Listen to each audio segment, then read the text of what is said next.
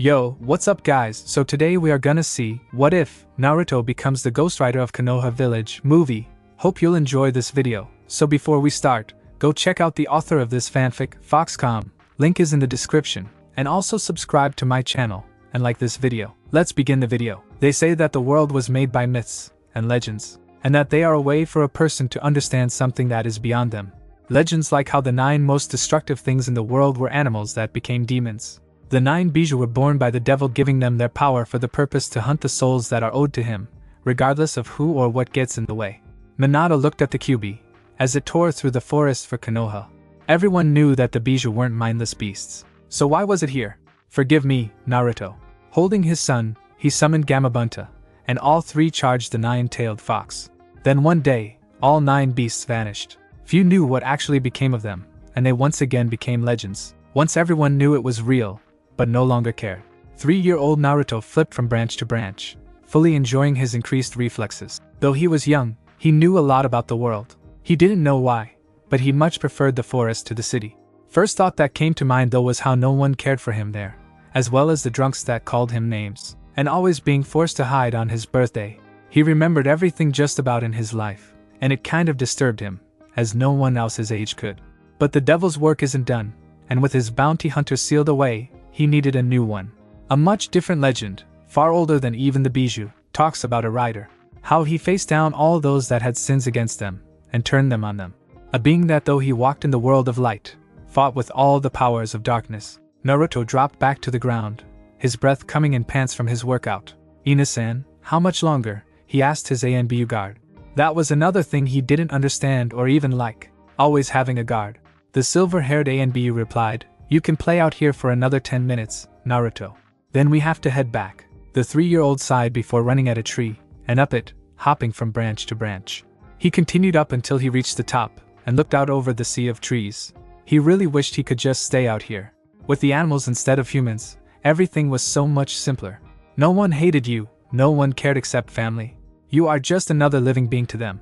If you were weaker, and lower in the food chain, they killed you only to eat. If you tried to take their territory, they defended themselves. But they don't go out of their way to hurt you.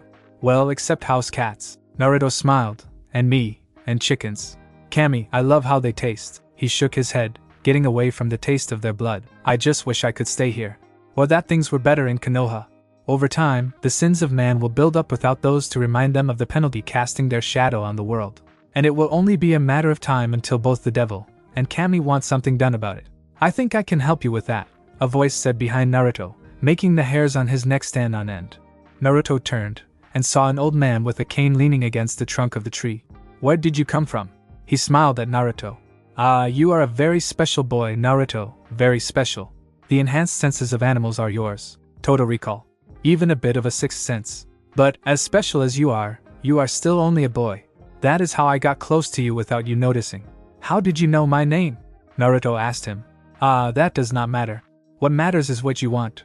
And that is? He chuckled a little. You want things better, like you just said? But what you want most, what you would even sell your soul for, is to just be held, and protected by the mother you never knew. Naruto nearly fell off the branch when he said that. Who are you? How do you know so much about me? Now that is a secret, Naruto. But I will tell you something. Why you are not liked in your home, and are like you are. You are possessed of sorts by the spirit of a fox, a very special fox, and his natural abilities are extended onto you, as well as some of his likes and dislikes. Now I purpose a deal. What happened to my mom? She was taken by a criminal named Orochimaru the night the Kyuubi attacked Konoha. Just hours after you were born. How do I get her back? Oh, I can take care of that, Naruto. It will be like she never left, and you were never hated. For a price. Anything, just get her back. Alright, I think I will take you. Naruto looked confused. I will return your mother to you, and remove the hatred your village feels for you in exchange for your soul. My soul? That's right. All things have a price, Naruto. This is yours. There will be a time when I come for you, and you will pay me back. Naruto thought about it. He could only figure that he meant that anything he asked for in the future, Naruto was to do or give. I could care less about being liked or hated so long as my mom is free of him. The man smiled again. Done. Just sign this, he said, giving Naruto a contract. He checked his pockets for a pen or pencil, but didn't find one. So Naruto bit his thumb with his canine until it bled, and signed his name in blood at the bottom. "Well done, Naruto, well done," he said, taking it back. He lifted his cane and hit the end of it against the branch, gaining a spark from it. He stepped forward and rested his hand on Naruto's shoulder. It hurt a little, as he felt something go into him. "Just a little gift," he said before letting go. Naruto blinked, as his body relaxed, not believing it, he had vanished. He looked around the tree, and at others, but didn't see him. "Naruto," Inu called from below. "We need to head back." "Okay." He dropped, catching branches, as he went to control his descent before landing on Inu's shoulders. "Let's go!" The ANBU captain chuckled before he started running at top speed back to Konoha and Naruto's home. A few blocks from it, they stopped, and Naruto got down and walked. After several minutes, he noticed no one glared at him. He was so amazed that he didn't watch where he was going, and bumped into someone. "I'm sorry," Naruto said, moving back and waiting for the insults. His eyes went wide when the woman patted him on the head and said, "It is quite alright, Naruto. Just be careful from now on." She then continued on her way. "Oh, and tell your mom I said hello." Naruto's eyes could have fallen out of his head. He turned to Inu, who was walking beside him, grabbed his hand, and said, "Hurry up, I want to get home." Inu shook his head and said, "Naruto, it's not like it won't be there unless you hurry." I want to go. "Oh, alright," he said with another chuckle. "Since you are in a hurry, I'll use a..." Still holding onto Naruto's hand, they disappeared in a swirl of leaves to reappear at a 2-story home 3 blocks away. "Now go on it there, you little imp."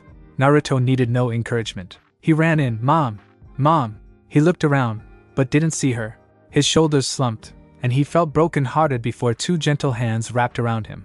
"What's wrong, Naruto?" Kushina asked, hugging her son. He spun around in her grasp, and hugged her for all he was worth. "MOM. I miss you." He knew it was her by one of his first memories, being held by a red-haired woman, just once. "You were only gone for 2 hours, she told him. "I missed you too, Naruto."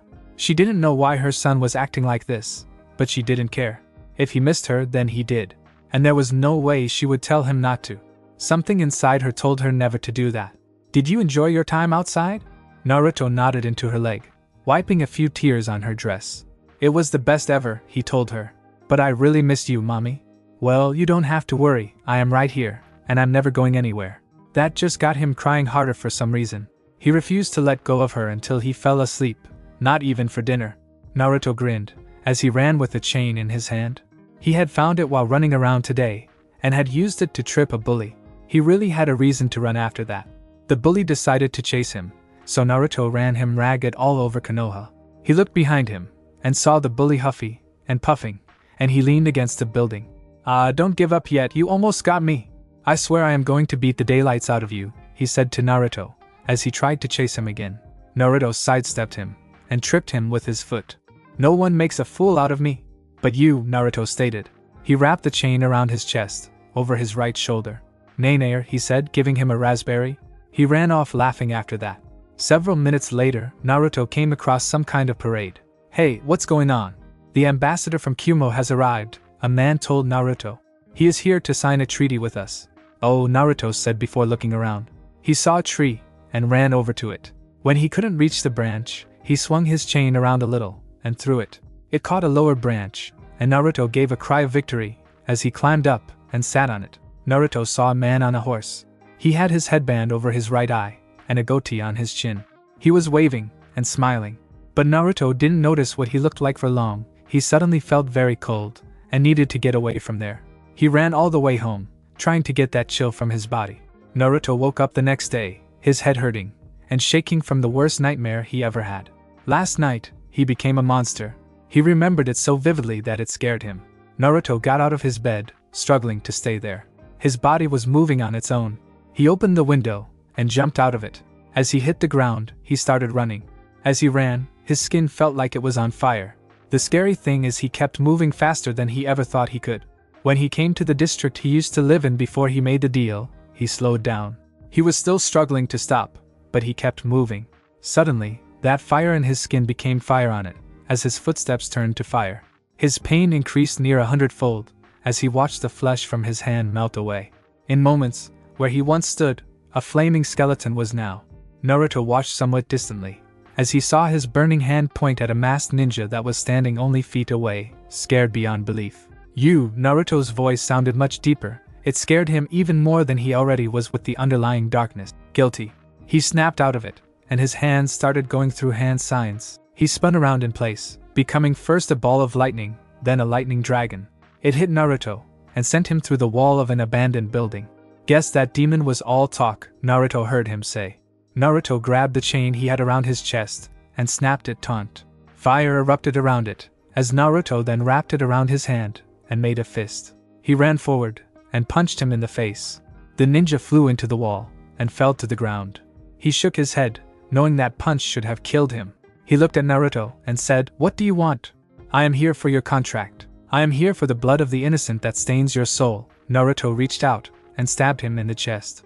The man screamed soundlessly, as he felt something get drawn from all around his body to Naruto's hand. It turned solid, and Naruto grabbed it, and pulled it out, revealing a scroll. He unrolled it, and read the words at the top. "For power and position, I, Kazama Samo, ninja of the Hidden Cloud Village, sell my soul to the devil. To be collected in 10 years on the date of December 27th. Today's date, and the birthday of the heiress of the Hyuga clan. Thanks for coming to me. Saved me the trouble of hunting you down." Naruto turned around, knowing what the man's latest sin was. He came here to kidnap the heir of the Hyuga clan, Hyuga Hinata. He paused, and decided that it would be better for the man not to leave a corpse. Turning around, he created a ball of fire in his hands, and threw it at the body. It burned, leaving a horrible smell, but Naruto didn't care. He ran away from there, and went to the graveyard. "It is done," he said to the shadows. He held out the contract, and someone grabbed it. It was the man that made the deal with Naruto. "My, this is a surprise. Your abilities weren't supposed to wake up for years," he said, as he looked at it, and then him. "It must be that fox inside you." He walked around Naruto, looking at the chibi nightmare. "Kind of funny, really. I have no patience for this." "No, I guess you don't. Naruto, I know you are in there, and listening to this, if distantly. This is my price. You are now my rider, my Ghostrider." Humanity has become complacent in thinking that their actions can just go unpunished. People steal, cheat, and murder with no restraint. In time, I will come for you to be my rider, and for you to collect souls like the one you just did, or to fight my enemies on this plane. Do you still think it was worth it? Yes. He smiled at Naruto. Then I have another gift for you. The fox inside you will make it so that you can use these powers when you need to. I am making it so you can use them at will, and with your will instead of the Ghost Rider. Grow familiar with these powers, Naruto, but never tell where you got them. Call them a special ability that you can't explain. If anyone presses about it, just say a fox in your dreams gave them to you, that he wanted you stronger. I have high hopes for you, Naruto. Very high hopes. He walked around him a few more times. You will of course need something to ride if you are to be the Ghost Rider. So call this a late birthday gift. He hit the ground with his cane, and fire gathered there. It took on the shape of a cat made of fire. The fire went away, but a tiger kitten was still there. The man then reached a hand out to Naruto's forehead, and flicked him. After that, the dream ended. As all of the details fully came back, he wondered if it really was a dream. Looking, he saw his chain, neatly coiled up where he left it last night before he went to sleep. His window was closed. His skin was there. He was about to walk out of the room when he heard a meow. He slowly looked around, and he saw this cute little black with gray stripes tiger kitten lying on his bed. His eye twitched a few times as it hit him. That was no dream. He rubbed the back of his head, as he thought about it. This is going to be hard to explain to Mom. The kitten nodded before his tummy growled. Naruto groaned before his stomach growled even louder. Food first, then figure it out. He picked the kitten up, and ran to the kitchen. When he got there, he had a sudden flash of brilliance. Mom, can I keep him? Keep who, Naruto? Put down that tiger. But he needs me. She walked over to him, keeping a careful eye on the cat, and took him from Naruto. It began to whine about being taken away. He does not need you, she told Naruto. Where did you even find him? He was on my bed this morning. Give him back. Naruto, no. You sit down at the table, and eat your breakfast. I am going to deal with this kitty. His name is Tora, Naruto said to his mother. Can I keep him, please? No, and that is final. I am calling the Inuzuka right now, and they can keep him. She went to the window, and called the ANBU that would watch her son today. I need someone to get one of the Inuzuka over here now. Someone left a tiger kitten on Naruto's bed. His name is Tora, Naruto called from the kitchen. You are not keeping him, young man, Kushina called back. Please, this tiger is causing far too much trouble for this early in the morning. She held the kitten by the scruff of the neck. The ANBU with the tiger mask scratched his head, wondering where someone would get a tiger around here. And why would they just give it to a 3-year-old boy? I will go get one right now. He arrived at the Inuzuka compound. "Good morning, Hana-chan." "Good morning, Tora," she said to him, as she played with her puppies. "Mom is in the kitchen, feeding Kiba." "Thank you." He went inside, and found her there, trying to feed a baby-stained carrot baby food, trying the keyword, as she was failing the feeding part, but was nicely decorating his face with it. "Tora, what are you doing here? I thought you had guard duty." "I do, but someone left an animal for Naruto on his bed, and Kushina won't let him keep it." "Ah," she said, wiping her hands as she stood up. She grabbed a wipe, and cleaned her baby's face. "Never changes," she muttered, having to go through the same thing with Hana. In fact, she did it, as well. They just preferred meat to veggies. "Hana, can you come here?" Hana ran inside with her 3 dogs following. "Yes, Mom? I need you to go get your uncle, and tell him there is a wild animal pup at the Uzumaki home. He needs to go get it." Hana asked. "What kind?" "A tiger." "Cool." "Kushina doesn't think so," Tora muttered, already liking the little tiger. "I'm sure it is just the thought of fleas," Hana said, patting Tora's arm in comfort. She ran off to get her uncle, and go with him. "Thank you, Tsum-san," Tora told her. "No problem," she said with a wave. "But where did it come from?"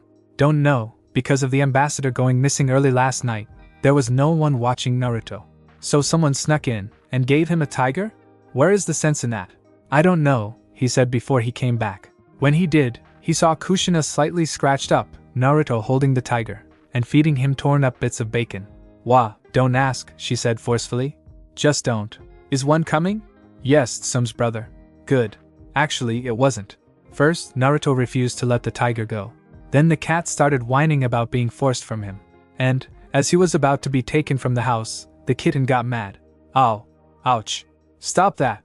My nose." It was finished when the kitten swiped his hand, making him drop him. He hit the ground on all 4 legs, running, and jumped back into Naruto's arms. "Naruto, that cat is dangerous." "Is not," Naruto insisted. Kushina pointed at the bleeding Inuzuka. "He started it, and who is going to force him to leave?" Kushina froze at that one. She looked from her bleeding hands to Inuzuka Ranmaru, as he pressed his hands over the worst of the wounds, and glared at the cat, and then at Tora. "Not me," Tora said. "Don't give me that look, I'm not touching that cat." "He's so cute," Hana said.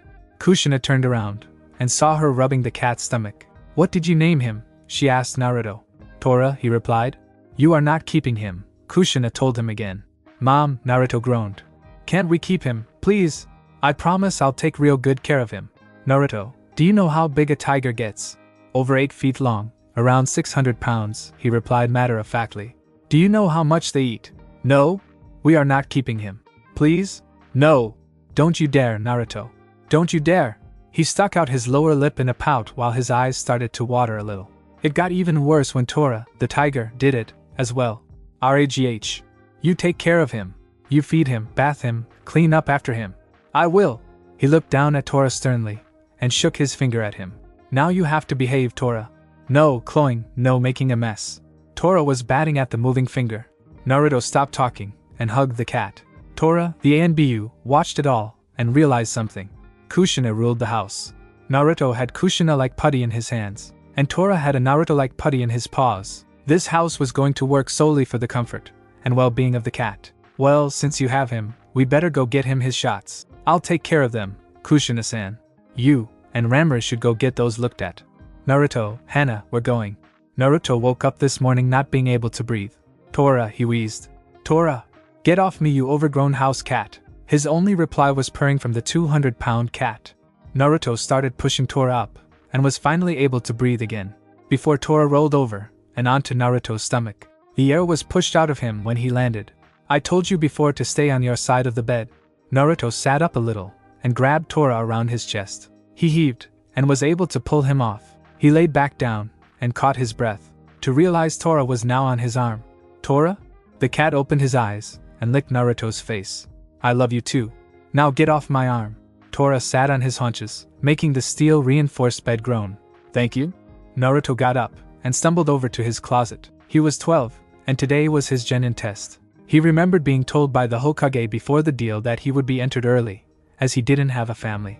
Now that he did, he went at the same time as others. He reached into his closest, and grabbed a black shirt. He then reached for his black leather coat, pants, and boots. He wasn't emo, like Sasuke. No, the black was to hide better. The leather was to provide some protection. If you listened really carefully, you could hear chain mail inside the coat.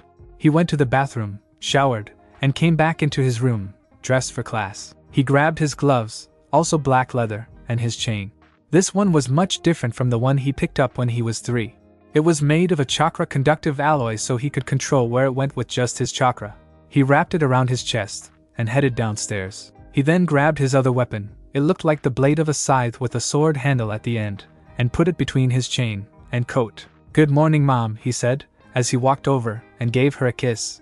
"Good morning, Naruto." "Good morning, Tora." She scratched the tiger behind the ears, getting a purr for it. "You two are going to pass today?" "Of course," Naruto said, as he began to cook his breakfast, and Tora's. "Do you have a mission today, Mom?" "No, none of the academy students' parents have one." "Feeling well?" "I am." "Oh. And thanks for getting him to lay on me." "I would never do that," Kushina said with a smile that shouted that she did. She stood up from the table, and gave him a hug. "Hey, no matter if you pass or not, I am proud of you." "I know, Mom, but since we are doing it anyway, might as well not only pass, but take the whole thing." Kushina laughed, and gave him a kiss on the head. "Go get them, Tiger." Her son reminded her of his father so much. "Minato, you would have been proud of him." Behind them, Tora poked his head over the table, and ate Kushina's sausage. After Naruto ate breakfast, he and Tora walked outside. He set Tora's saddle on him, and got on. "Yeah." The tiger started running. "Incoming." This was a daily routine. Tora would come running, he would shout, they would start to part even before he did. "Hey," Naruto said, seeing a snack for later. As he passed a pear stand, he grabbed 2, and left a few for them. "Thank you." Tora turned on a dime before jumping up onto a building. He jumped across a street, and then back down to it. "Good morning, Ino," he shouted, as he headed for her. "Want a ride?" As he ran by, he grabbed her arm, and swung her behind him. "Good morning, Naruto," she said to him. "Ready for the test?" "You know it." "Jump," he warned her. Tora jumped over a cart, and a few students. "What about you?" "Of course," she boasted. She saw Naruto lean down, so she did, as well. A branch went over their head. "Anything new going on?" "No, same shit, different day. Although I've really gotten stronger with fire now." He raised a hand, and snapped his fingers. A flame was on the end of his index finger. "Hey, Kiba," he said, as they ran past him. "Yo, Naruto," he called. Tora jumped a final time, and slid through the academy yard to the door. They got off, and Naruto scratched Tora's ears. "Good luck with the test. I know you don't need it, but still." "You too, Naruto." As they went inside the classroom, Naruto tossed the second pair to Iruka-sensei, who caught it without looking. "Morning," Iruka said to him. "Good morning, Mizuki-sensei." "Good morning, Naruto," Mizuki said to him. Naruto knew he was on his way to being evil, but he either was evil enough nor had a contract, unlike Rokusho Aoi. That brought a smile to his face, as he remembered it. And bringing back the sword of the Nine Dame had paid Naruto enough money to feed Tora for a year if he ate like a normal tiger. Plus, he enjoyed giving that asshole the penance stare. "Uchiha," he said with a slight nod. "Ozumaki," he replied, seething. It was no small fact that Sasuke didn't like that he was second in the class. So he, naturally, didn't like who was first. "Think you will take my place today?" "Damn right I will," Sasuke shouted. "I don't care what I have to do. I will not be second to you. Maybe you should try selling your soul to the devil. That would work for a short time until your contract is claimed." "No," Sasuke growled. Naruto raised him up a peg at that. "I would though if it helped me get revenge." And he has sunk to a new low. Naruto shook his head, as he headed to his seat. His chain snaked off him, pulled his chair out, and returned to its position. Naruto sat down, and put his feet on his desk. "Naruto," Iruka said, still not looking. Naruto smiled, and sat back down. "I know, Iruka-sensei. Just wondering how you do that." "I am a sensei, Naruto. I see all, I know all." That made Naruto laugh. If only he did. There was a thump, as Tora laid down behind him. He began to scratch his ear while he waited for the test to start. Once it did though, he wished it would finish. There was no challenge to it. Now, he would be the first to admit he was not perfect. But his mother was Uzumaki Kushina for Kami's sake. There was no way that the Crimson Blade of Yuzu would let her son not study and know the basics, and this test barely covered those. He much more enjoyed the physical portion of it. Although accuracy was plain out boring with his chains. Bored, Sasuke asked him while they waited. "Aren't you?" "Yeah, I am." He sat down, and stared at Naruto. How? How what? How are you so strong?" "Because I train, and I have a mom that loves me so much, she refuses to let me be weak." "Your mother?" "Yeah," Naruto said with a smile. She was a ninja from the hidden whirlpool before she came here. I think I heard my father say something about that before what happened to him, and the others. Naruto winced at that. He honestly didn't want to do it that night. But with that much evil gathered all in one place, it overrode him. At least not his whole family is dead. His brother, mother, and cousins along with a few older men and women were alive. They had been having a secret meeting when Naruto rode close by. Turns out that most of the clan had been planning on betraying Konoha to cripple it. Took days to get the blood out of his jacket. Look, Sasuke, I am sorry about what happened. Maybe you should ask your brother to help more. No, Sasuke growled. He doesn't even care that they were murdered. I will never ask him. Naruto sighed, but nodded. He didn't know who did. No one did. Naruto wished that he could tell someone, but what would he say? I was out riding one night when I turned into a flaming killing machine of retribution. Oh yeah, that would pardon him. Just what he needed, glares for almost killing off the Uchiha clan. He sold his soul to get rid of them the first time, he didn't have a spare to sell this time.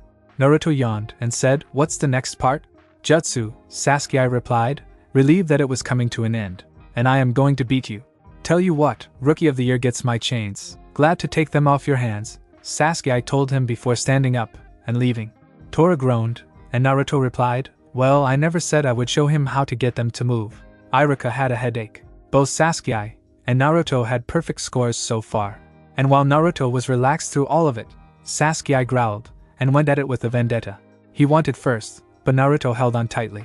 At this rate, he would have to announce Naruto as Rookie of the Year. He didn't have a problem with Naruto, and he thought he deserved it.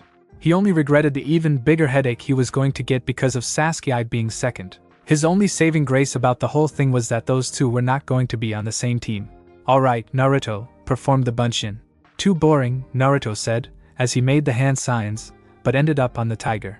In a burst of fire, several perfect clones appeared around Naruto. "Sorry, Iruka-sensei, I couldn't resist." "Fire bunshin?" Mizuki asked. He knows the fire bunshin.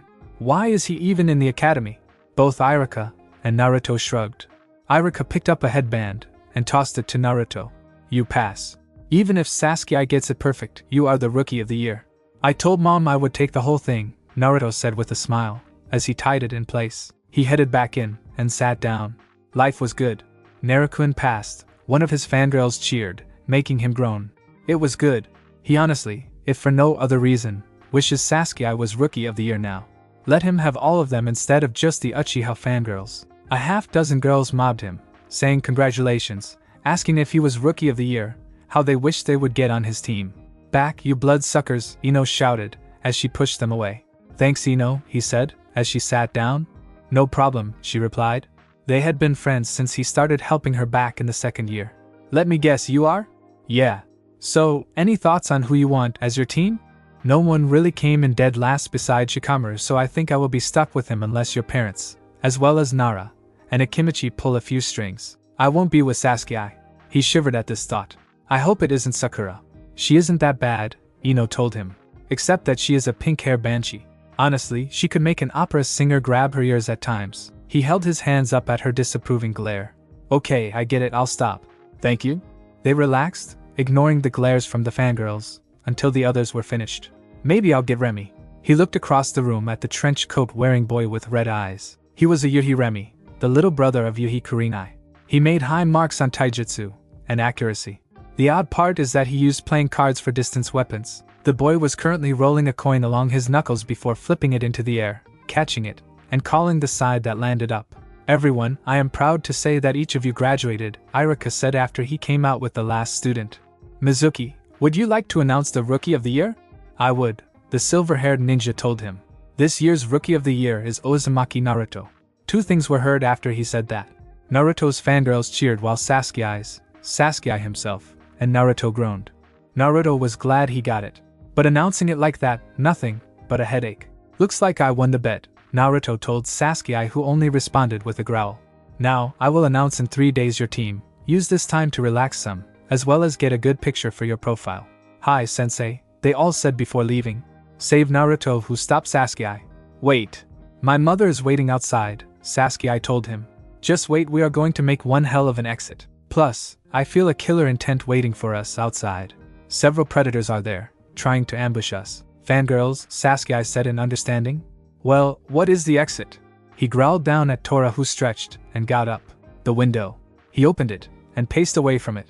He called Tora down to him and got on. I am not going out like that, Sasuke told him. Naruto reached into his pocket and took out a small bag. That is too bad, he stated. I don't think they are coming out, Sakura shouted in the hall. Several running footsteps were heard. But in the end, you are better than me. With a snap of his fingers, he lit the fuse. A toy I made for pranking. He tossed it behind him and kicked Tora's flanks. The door behind them was thrown open, and over a dozen fangirls stood there. Iruka had a terrified look on his face. Sasuke, get on Tora! There was a bright flash and a loud bang as the pouch exploded. Naruto and Tora raced forward in the light, grabbing Sasuke as they did and jumping out the window.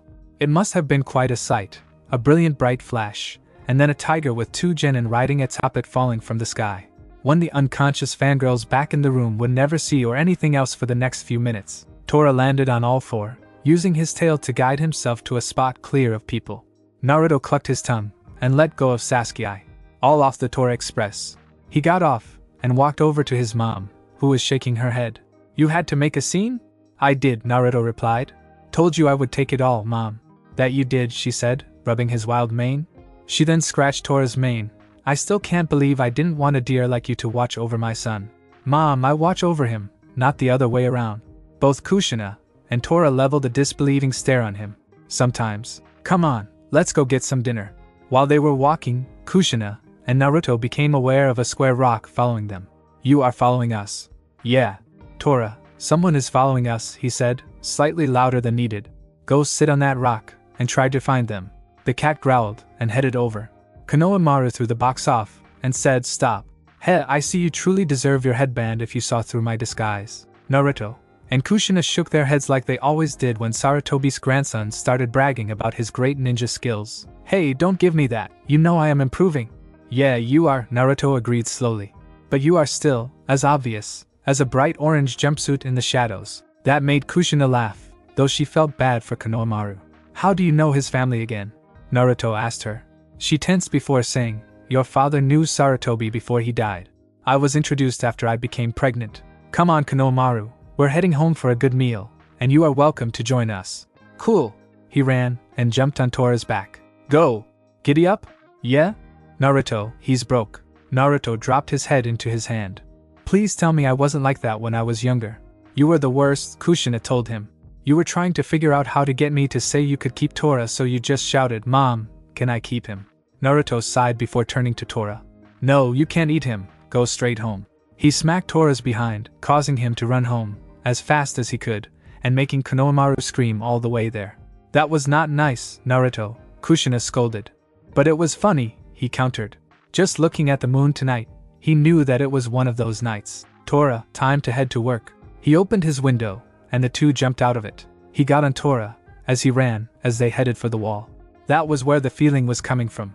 Rains made of fire spread from his hands to Tora's head. Let's ride, Naruto said before turning into the Ghostrider. A few ninjas saw him run by only, as a flaming blur.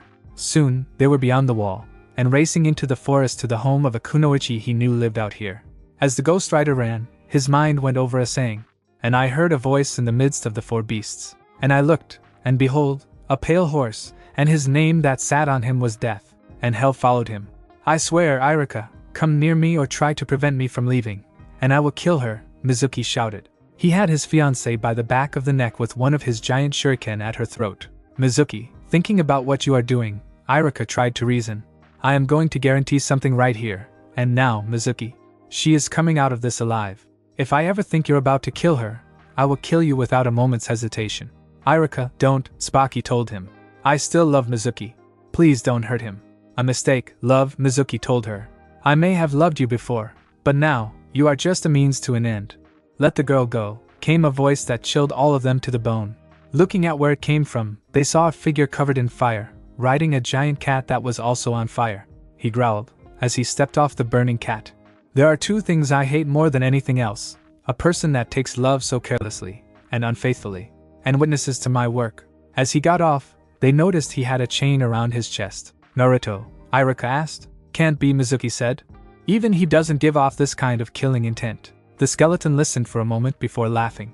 You couldn't be more wrong. I am not this Naruto. I am the Ghostrider, and I hunt this world for souls. Souls like yours, Mizuki? What are you going to do to him? Tsubaki demanded, even as Mizuki moved her between him and this new threat. Naruto was walking forward while the chain ends behind his back came to life and attached themselves to his blade. He grabbed the chain and pulled it off. What will I do with him? The same thing with all the guilty, send them to hell. The handle had come off and became a weight on one end while the blade became a melee weapon on the other. Naruto pointed his hand at him and said it again. Let the girl go. Save yourself from her blood at least. Iruka looked between the demon and Mizuki. A traitor or this evil creature? Damn. I can't let you have him, Iruka yelled. He is my problem. No, Iruka ran up to him and punched him in the jaw. Naruto turned back to him, his jaw hanging by one side. He set it back in place and glared at Iruka. Don't do that again. He started spinning the weighted end around and threw it. It twisted around Iruka and hit Mizuki's hand, breaking the bones there, making him drop the shuriken. Run! He pushed Iruka out of the way, throwing him several feet, and ran at Mizuki. He flipped his wrist, wrapping the chain end around Mizuki's throat. He pulled, tearing him away from Tsubaki, and over to him. Please, have mercy, Mizuki begged, as he pulled the chain from his neck. Mercy? Isn't that what that girl you killed asked for? Your soul is stained, and it is time to pay for the sins that made it. He grabbed Mizuki by the collar. Look into my eyes. Mizuki and Naruto were both tackled to the ground. Tsubaki then pulled him away from Naruto. You can't have him, Death or Ghostrider or whatever the hell you are. I love him, and refuse to give up on him no matter what. She stood between Mizuki and Naruto, brandishing a kunai she had hidden in her sleeve the whole time. Naruto looked from her to him. You heard what he did. He killed a woman to gain favor with a traitor, and you are willing to forgive that? What he did is unforgivable. But if I don't at least try, I swear I will follow him into death. You are dumb, girl. You would be willing to go to hell for him. He is not worthy of your affections. He is willing to betray his home, his friends, and his love for power. He should be killed in the most painful way possible, by turning all he had done against him. Every sin until his soul has been burned from his body. He pointed the blade end at Mizuki, ready to use his chakra to stab him with it. You may work for the devil, Iruka said, as he got back up. It sounds like you do, either him or Kami. But no man is not redeemable. Naruto looked at each of them in turn. He saw all of the things they had done wrong in their lives. While Mizuki was the worst, he knew that they all had done things no one would want to. But he also felt that they had been forgiven for those. Be that as it may, until his name is removed from my list, I must hunt him. But I am just a flaming bastard, not a heartless one. You may have. He pulled a watch out of his coat pocket and looked at it. 5 minutes before I kill him, say your goodbyes. As one gulped and faced Mizuki. Behind him was the cat, waiting for them to move. If he isn't Naruto, he is so damn close it isn't funny, Iruka said. What can we do? We are looking at an agent of the devil, and you think there is something we can do, Mizuki asked. He was not a religious man, having seen things even before he ever met Orochimaru that made him stop believing. The only thing there is to do is say our goodbyes like he said, and you two leave before he decides to kill you, as well. Honorable of you, Tsubaki said, looking at Naruto. But I am not leaving you, not now. Mizuki looked at the kunai in her hand, and said you could have gotten free whenever you wanted. Why didn't you? Tsubaki knelt by him, wrapped her arms around his shoulder, and rested her head on his shoulder. I told you, I love you, Mizuki. And nothing you do or did is going to change that. His eyes widened when he realized she was crying for him. I can't live without you now, and it is unfair that I am going to have to. Despite this, you are my friend, Iruka told him. I can't hate you. Sad, I know that is Naruto. He must have been waiting for that one thing that would tip the scale. For years, and he never once made a move against you. You steal a scroll, and because of that, make some threats to get free, and now, you are evil enough to be judged guilty. Mizuki heard them, and lowered his head. If we get out of this, I swear I will change. I'm sorry. I can't even begin to make up for it, but I am sorry. They remained silent. There was nothing else to say. Naruto snapped the watch shut. Time is up. Have you said your farewells? I have, Naruto, Mizuki told him. I know you won't already, but don't hurt them. They had nothing to do with my betrayal. They will remain unharmed. May Kami have mercy on your soul because I won't. Naruto grabbed his collar and lifted him up until their faces were inches away from each other. That won't be necessary, a girl said behind them. They all spun around to see a girl around 11 with blue hair and 2 buns, pointed ears, a Chinese dress, as blue as her hair, and a pair of white feathered wings sitting on a branch. Hello, Rider. What is Kami's messenger doing here? She smiled at him. Because you are only to hunt the evil, the contracts, and the non-repentant. Kami may be harsh, but she isn't without mercy.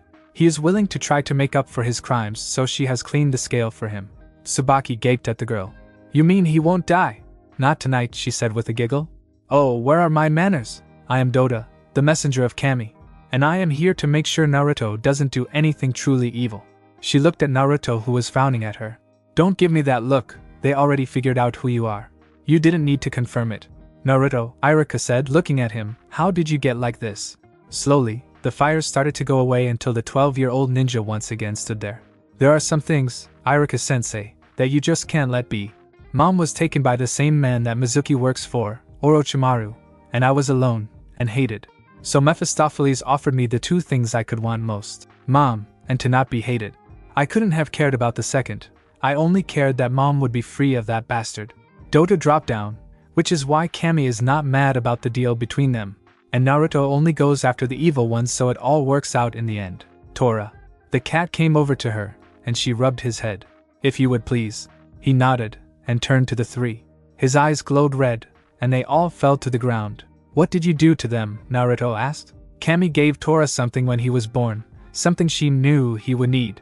He can erase people's memories. But then, Mizuki won't remember what he did. His mind won't, his heart will, she told him.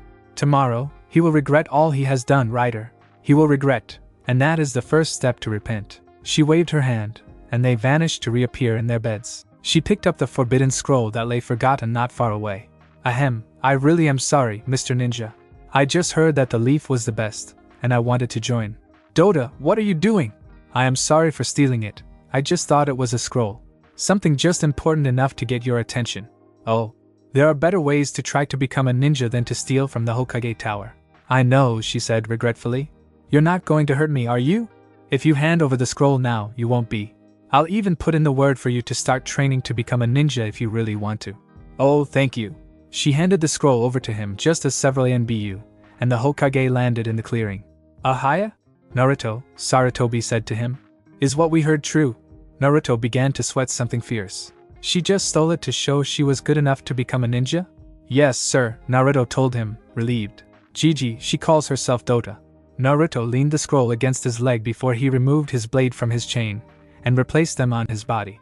I swear to you she did not mean to cause trouble. Inu shook his head before he began to laugh. An 11-year-old, no ninja training with the only thing going for her is two wings snuck onto the Hokage Tower, and stole the scroll of seals. We really have become too relaxed. Hey, I have more going for me than my wings, DOTA pouted while stomping her foot. The Hokage chuckled at the display. Tora, both the NBU, and the tiger looked at him. I meant the ninja. Go inform everyone to stand down from battle formations. So young lady, how about you, Naruto, and I go somewhere to talk, and have some tea. I would love to, she said excitedly. As a chain came out, wrapped around the scroll, and bound it to his back, Naruto whispered, how long are you going to stay? As long as you need me, she said with another giggle. It made no sense to Sarutobi. Yeah, she had said she had more than her wings going for her, but she had nearly passed the genin test with a perfect. She knew everything. Now, normally, this would shout a spy. But two things, she had yet to show signs of chakra use, and that no one in the world would send a spy and that would score, as well as she did on purpose. And he found no sign of her anywhere. There was not a ninja village that had a Kekkai Genkai that gave a person workable wings. So where did she learn it? She wasn't from a village nor had she trained at one. How did you do so well? The Hokage asked her. DOTA giggled. I cheated. That is what a ninja is supposed to do, right? Sarutobi laughed. Can't argue that point. But the portion, how did you cheat that? Oh, those are easy. I watched former ninjas while I was growing up, and eventually learned to draw out my chakra, and how to shape it. By copying their moves I learned several. So you watched and learned. I did. Sarutobi leaned back in his chair, and looked at her. Naruto was in the back of the room, having stayed to watch. You are too advanced to go to the academy, but not there yet to be a full-fledged ninja. Maybe an apprenticeship, Naruto offered. I know the teams were only just being decided. Maybe she should be put on a team, and be told to watch the others, and learn. But that would take time. And so getting through all those damn D-rank missions before the team would have been ready for AC rank anyway. Sarutobi sighed. You are right, he grinned wickedly. I have just a team in mind. DOTA, as you were not part of the class that just graduated, and have no records nor anyone to vouch for your training, I have no choice to put you as the 30th out of 30 to graduate. She groaned. As such, you will be paired with the Rookie of the Year, and the 15th out of 30 for a team. Wait a minute, Naruto stated what the Hokage said, taking a moment to register in his tired mind. I'm Rookie of the Year. Really? Sarutobi asked in false surprise. I honestly didn't know. Well, Naruto, I am trusting you to take care of her. He grinned again. You have a spare bedroom in your home, right? No. I pushed my luck with Tora. I remember just how bad that hurt fiasco went. Just imagine me going up to Mom, holding DOTA, going, can I keep her? No, it will never happen. Mom, she has nowhere else to go, Naruto said to Kushina in the kitchen while DOTA sat in the living room. I know it is the totally wrong situation for this, but can we keep her? Sarutobi was there with them, and he began to laugh. He actually said it.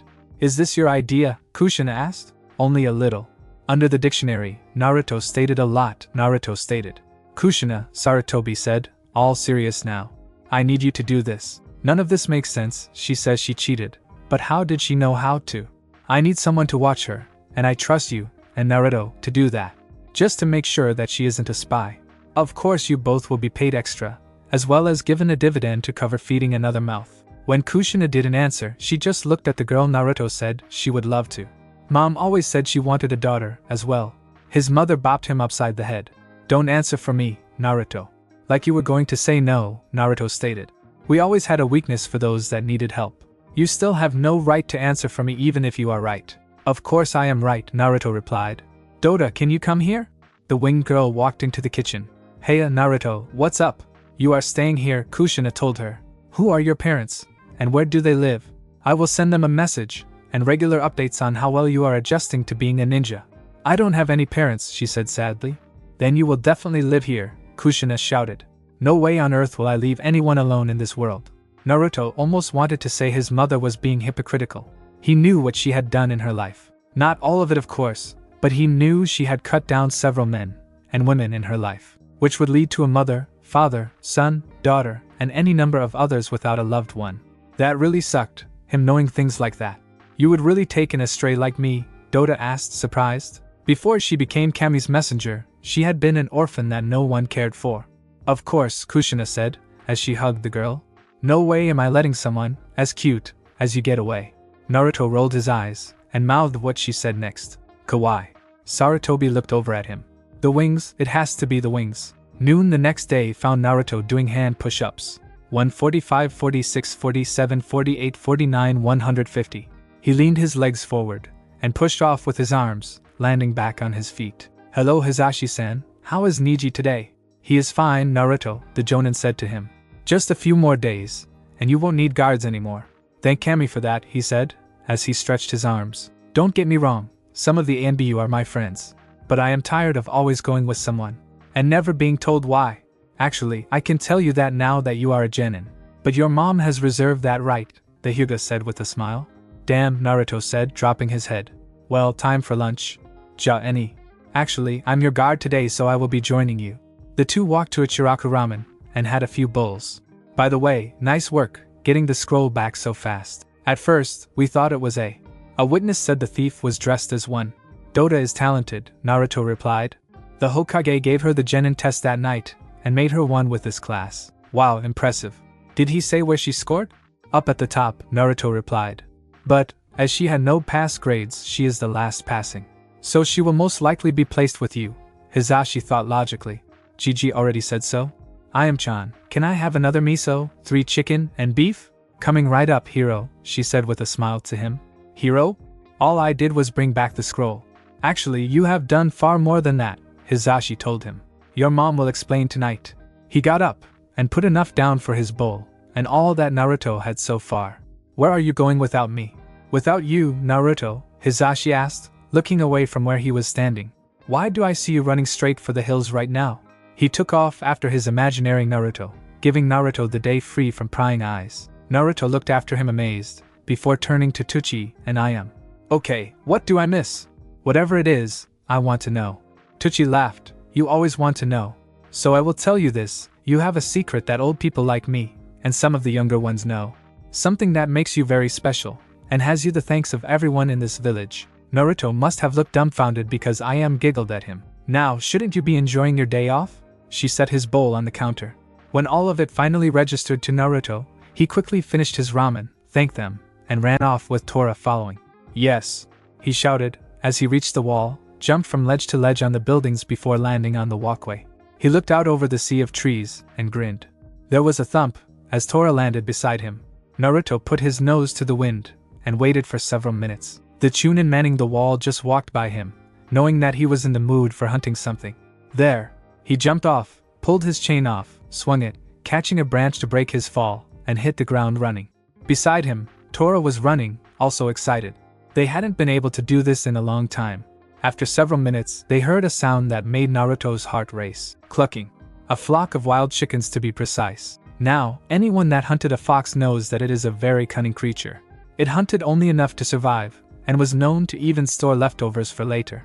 But if there was one thing a fox could not resist, it is chicken blood. When a fox eats one, he will go on to eat all others around. Now, when that fox is almost 5 feet tall, wielding a slightly large blade, and metal chains he can make come to life, you know it will get a little messy. Especially when a tiger gets involved, as well. Good afternoon, Mom, Naruto said when he got back. Dota here? Yes, she is. She is in her room, getting settled in. Arigato. He went upstairs to her room, and knocked on the door. Dota. Yes, Ryder? I'm going to show you around Konoha. It opened to show her standing there with her arms crossed over her chest. And when did I agree to that? Well, if you would rather stay here instead of learning more about your teammate, I guess I can always go train. Or maybe I should go hunting. He turned on his heel, and was about to leave. What a ham, Dota said, as she grabbed his arm. Well, show me around. Outside, Naruto placed her on Tora, and got in ahead of her. Moving his legs back, Tora started trotting forward. No hurry after all. As they went around Konoha, Naruto told her about everything. Ichiraku Ramen, the Hokage Tower, the Kekkei Genai clan estates, the training field 44 where he would go at night when he had no one watching to train in his abilities. Have you noticed that we are being followed? Yes, Naruto replied. There are at least half a dozen fangirls behind us, wondering who you are, and probably how to beat you up without me knowing. And one that I can't quite figure out. Want to tick them off? How?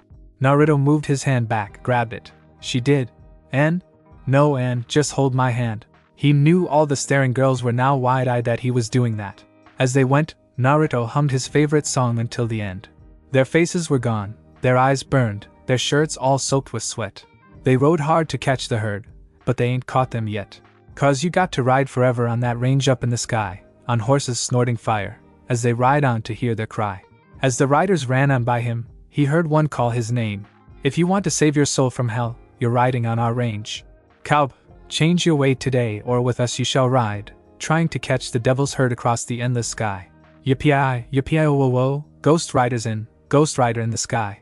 Somehow, I am not surprised, Rider Dota said to him. I would feel insulted if you did. He kicked Tora's sides and he started running. The fangirls were left behind quickly. Tora jumped over a fence and ran into the trees. To Dota's surprise, fire rains appeared in Naruto's hands before the cat changed into his ghost form, followed by Naruto. What are you doing? And how are you able to do it during the day? Someone is following us. Even after Tora started running, he replied. And they still are. Besides, no better way to get to where I want to. Tora reached the foot of the Hokage monument, and started running up it. They reached the top going so fast, Tora flew into the air 50 feet before landing. When he did, Naruto powered down, got off, and grabbed his weapons. Come on out, whoever you are. Oh, a voice said, as a girl dropped down from the sky. On her back were 2 bat-like wings. Her hair was green, and her eyes glowed blood red. Her skin was luminescent, and her figure, for a 13-year-old, was that of a sex goddess wearing black leather. But the two that saw her knew it was more along the lines of sex demon. Here I was hoping to hear more of that song, Ghostrider, the succubus, putting a finger to her lips, pouting a little. The two dropped their heads, not really up for this. What do you want? Naruto asked. Why? Oh, you. Dota began to scowl while Naruto sighed. How about this one? Why is everyone, and their dog from heaven, and hell coming after me now? You are a major piece in the game, she said, her tail swinging side to side. And when I heard 10 years ago that there was a new rider, I wanted to meet you. Then when I heard you were only 3, I figured that I'd better wait a few years until you had a sex drive. She tilted her head a little, and grinned at him. Dota finally lost it. Well, do it, Ryder. Do what? Judge her. Kill her. Something, anything. Naruto sighed. I can't judge her, she has no soul to judge, just like you. Can't kill her, she hasn't done anything wrong. Thus, I would be in the wrong. You sold your soul to the devil for Christ's sake, and now you are worried about being in the wrong. I was 3, and alone. As the two bickered back and forth about the fate of the demoness, she found the whole thing extremely funny, and openly laughed at them. And besides, maybe she is here for a reason. Ah, to the point, she said. Just what I love about my men. I am. Since Cammy has seen it fit to have her representative here, Mephistopheles thought it would be for the best to have one of his own here to keep the board even. There must be a balance. And there is also the fact that you are this little demoness wet dream, all that black leather and metal. Naruto began to growl before he turned around. Boss. Mephistopheles faded into view, his cane clacking against the stone of the mountain. Problem, Naruto? He pointed at the succubus. I failed to see the problem, as she has already told you what she is here for. A succubus? You had to send a succubus, Naruto shouted, making the devil laugh. And what, send a tannery? Or maybe a Bela? I'm sure that Erta would love to come back to Earth. If you don't mind a winged, dog-faced truly evil creature with a lightning blade and fire whip terrorizing your home, Mephistopheles countered. Believe me, Naruto, a sex-crazed demoness is not the worst I can do. Isn't there someone more normal? Again, Naruto made the devil laugh. Face it, you are stuck with her. And how are we going to explain this? DOTA demanded. Girl, I am the devil, and making trouble for my Ghostrider is not what I set out to do. Others, yes, but not my rider. Haven't you been wondering why no one has bothered you during all this? Actually, yes, DOTA replied. Naruto did make a scene. He stopped time, Naruto told her, motioning to a bird frozen in the air. And I take it you have already seen to it that she won't be questioned. Do I ever leave loose ends? Only the ones I cleaned up, Naruto countered before sighing. Just flaming great, both you and Cammy are making my job difficult. Both DOTA and the succubus were shocked that he was that disrespectful to him. But all Mephistopheles did was chuckle. Like I said, I don't try to make trouble for my rider. Try to deal with it, Naruto, and I will see what I can do to ease it. He looked over at the succubus. Lilim, I trust you will be helpful for him. Lilim jumped on Naruto's back, wrapping her arms around his neck. In oh so many ways, she replied. Rider-kun, don't forget, a succubus needs energy to survive. You better help me with that, she whispered in his ear, making him shiver when her lips touched his ear. Thanks for explaining, boss. Mephistopheles nodded. You will receive a mission very soon, Rider. 2 souls will cross your path while on it. Collect them. I have work for one of them that will probably include the other. Ooh, it gives me chills. Please keep me warm, Rider-kun, Lilim said, pressing herself harder against Naruto, making DOTA bristle. Oh, isn't it cute? DOTA-chan is getting jealous. Remember, I naturally have first dibs on him. Like hell you do. Exactly, Lilim said to her. After all, he does work with me. And you wouldn't want me going sex crazy on all the boys here in Konoha. Why, I know that the Inuzuka are like animals in bed, but could they handle me?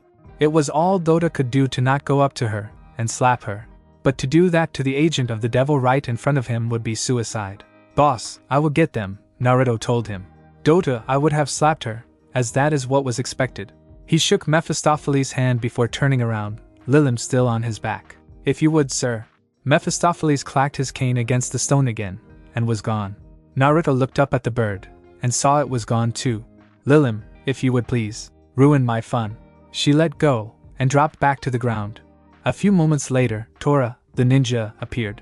Why am I not surprised? Fire is seen climbing right up the face of the second, and who do I find but the hater of the mundane Rookie of the Year, White Wing DOTA, and her partner in crime, Black Wing Lilim. Yeah, Lilim said with a shameless grin. I was just trying to seduce Naruto, and things got a little hot. Naruto dropped his head in his hand. That was bad, Lilim, even for you. It is my middle name. Really? No. She turned to Tora, and said, Naruto-kun was showing us a powerful fire. Ah, that explains it. Naruto, you 3 need to head home soon. Kushina needs to talk to you. Got it, Tora-san? And where is Hizashi? He was supposed to be watching you. Ah, Tora, hightail it. He grabbed the hands of both girls, jumped on the cat, and was gone in a heartbeat. Mom, we're back, Naruto called, as they entered. Ladies, I will see you soon. With a nod to Lilim and DOTA, he went up to his mother. What is it you want to tell me? In the study, Naruto, her voice sounded very serious, so much so that Naruto was almost afraid of what she had to tell him. Naruto was very concerned with what it was that she had to say when Kushina paced the room several moments trying to figure out how to say what she wanted. He had never seen her hesitate before, never. Naruto, what I am about to tell you was a S-class secret until you became a genin. Do you understand how that would be important? He was silent for a moment. As a whole, no mom. But that was until I became a genin. I can see. This has something to do with me. Yes. You know that there is a celebration on your birthday, correct? Yes, the day the 4th defeated the Kyuubi. Not just the 4th, Kushina told him when she finally stopped pacing. It is celebrated because on that day, another hero was born in Konoha. You. Me? How am I a hero? Naruto, the 4th, could not kill Kyuubi. No human can kill them. Naruto swallowed, as he remembered something his mother told him once. And the 4th was a seal master. I was born on the day of the attack. Did he? Naruto, whatever you think, never think that you are that monster, Kushina said, putting a comforting hand on her son's arm. You are his jailer, not him.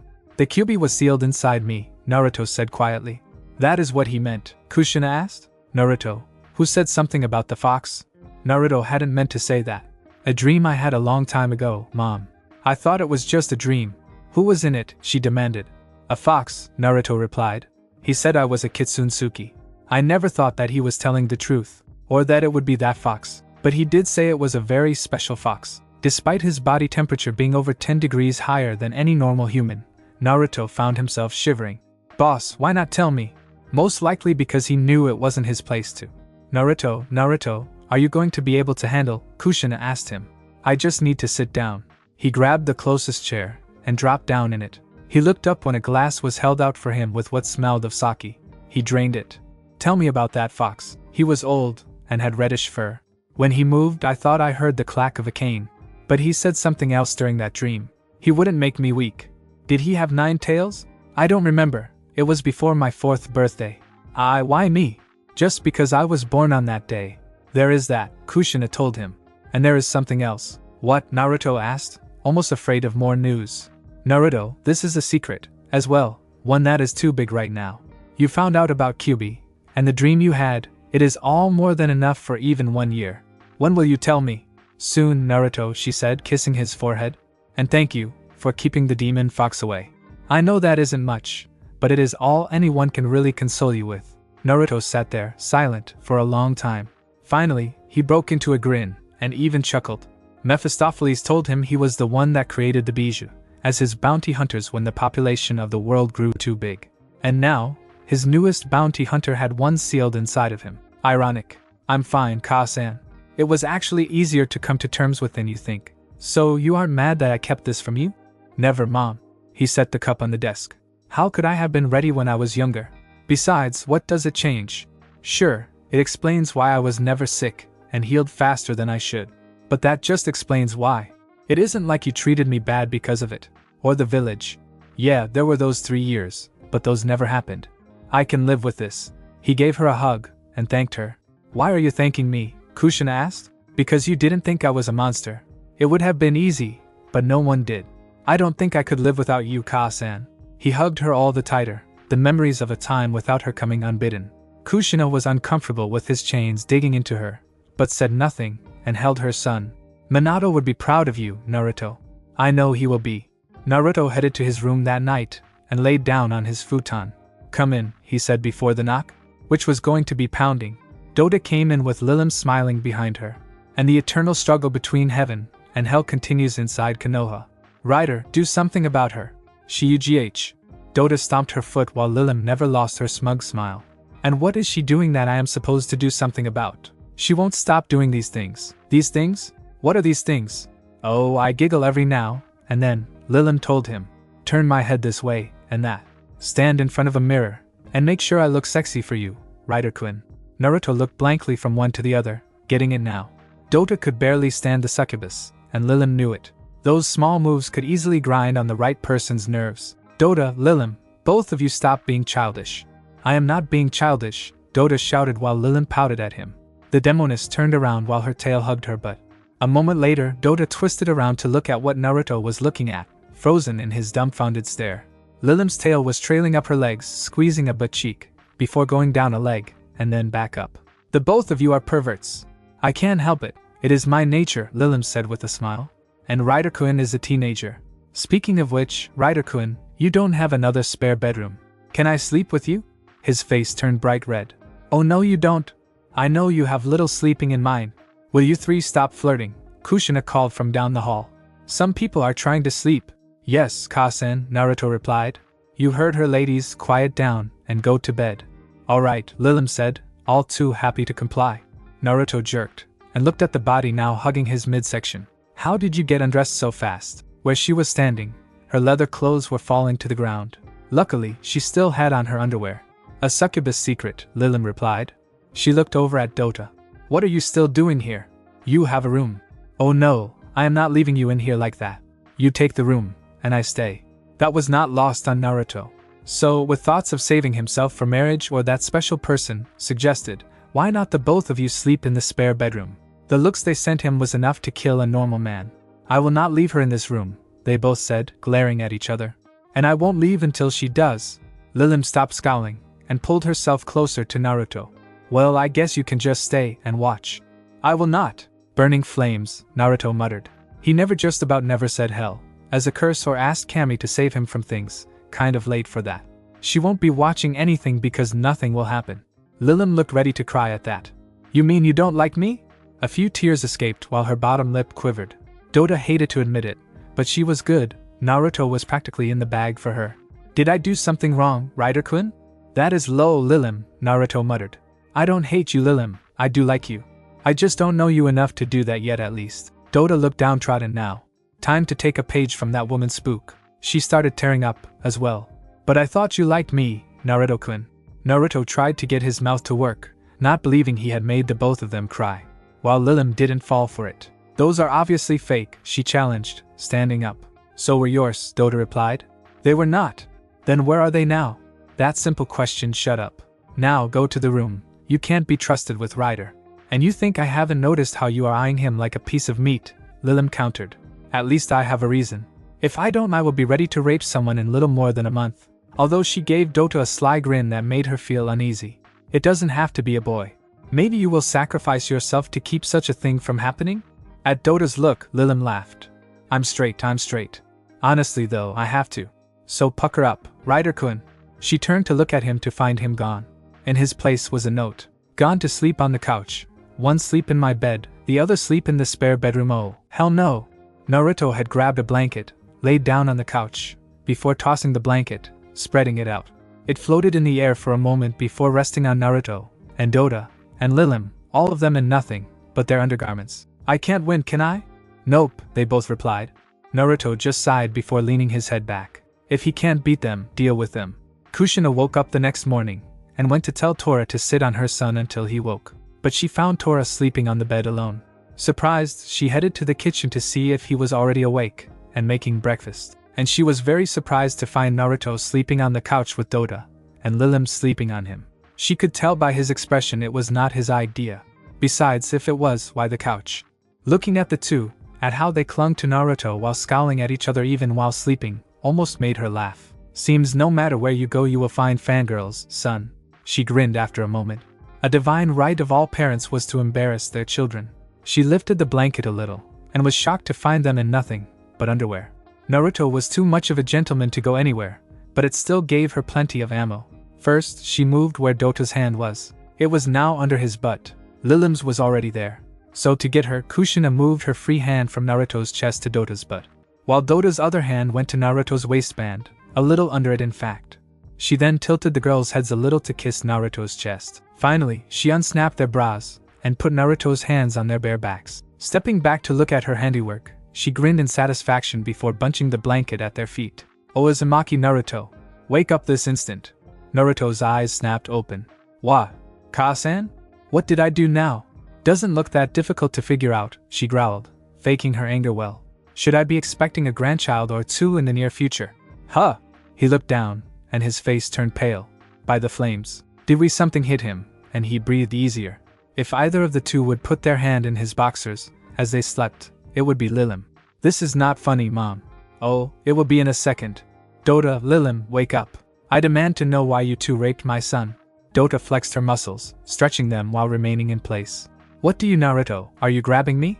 No, my hand is on your back. That would be me, Lilim told her, smiling while her eyes remained closed. Thank you for the help, Uzumaki-sama. I was wondering what it would take to get in this position. Naruto yelped when she squeezed, and then licked his chest a little. Nice feel, Naruto-kun. The rest of them blushed when Dota yelped, as well. You're not bad yourself, Dota-chan. Kushina dropped her jaw, turned around, and left the room without saying anything. She saw that going a bit differently in her mind. They had turned in their profile photos, and Lilim, of course, was told to retake it. Maybe in a few years can she have one that would make a person get a nosebleed. When it was all said and done, it was evening again, and Naruto used the Kawarimi to escape them. The following day was the one they were to receive their teams. They walked in, and everyone seemed to focus on the two girls, especially the boys. Kiba actually howled before jumping over the desk down to the floor. Good morning, ladies, he said, boys at the waist. I love their legs. As he straightened, he said, I am Inuzuka Kiba, and I am praying that we get on as a team together. Lilim flashed him a seductive smile, walked up to him, wrapped her arms around one of his, making sure to press it to her cleavage, and then moved her lips to where they would brush his ears. I have heard of the Inuzuka before, you animal, she whispered in a good way. And while I would love to try it doggy style, I am taken. She let him go after a chaste kiss to his cheek. She then flapped her wings to fly a little, and got above him to pat his head. I'm sorry, little puppy, I can't take you home with me. Oddly enough, Kiba noted, as a blush was on his face while he looked up at her, and consequently her skirt, he didn't feel bad about being shot down. Even more so when Akamaru poked his head out of his coat, and she hugged him, calling him just too cute. Ina looked from her to her own, smaller, chest. What did you get, implants? No, Lilim said, acting like she didn't know what she was doing.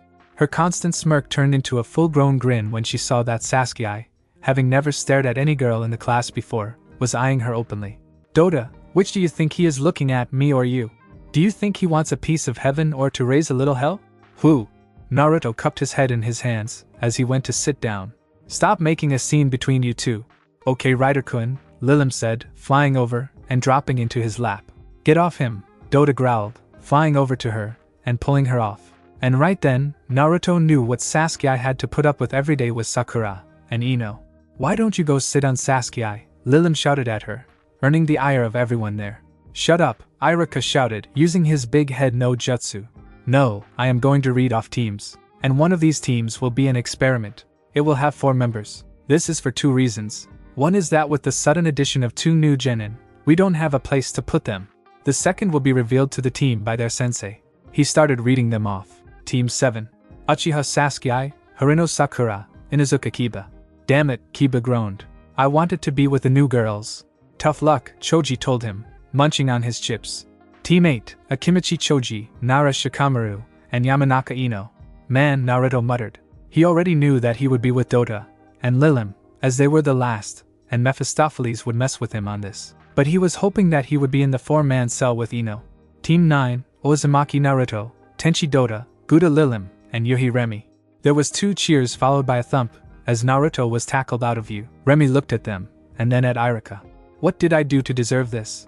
Bad luck, Iruka replied. Mizuki walked in the next instant. What is the next class roster?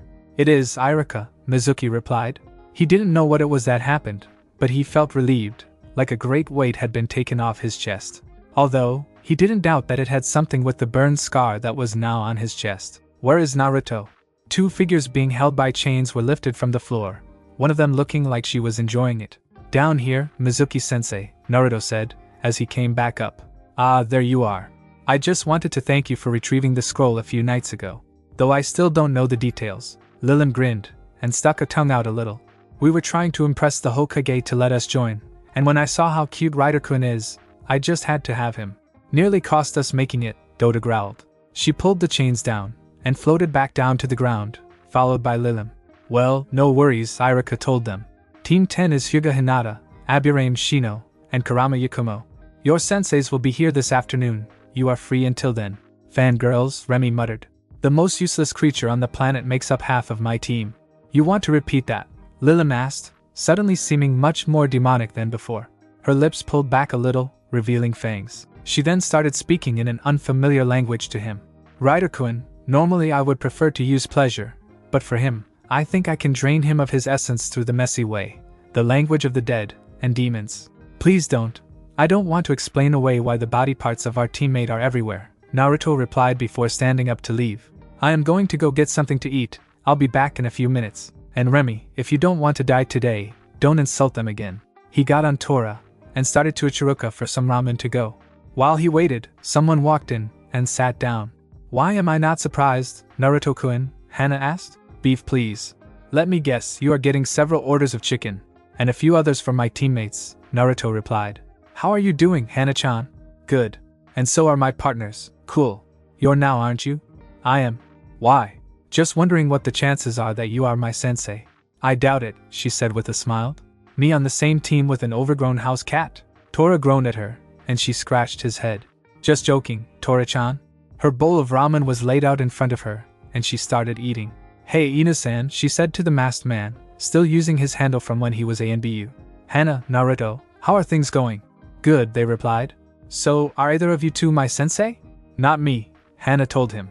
I have Team 5 for today at least. The council wanted me to be the co-sensei for Team 7 with Uchiha Akumo. But I don't even want to be your sensei, Naruto, much less his. No offense. None taken. So, off to try and ruin the hopes and dreams of another genin team, Naruto asked. It isn't that hard a test, Kakashi defended himself with. So, which team are you again?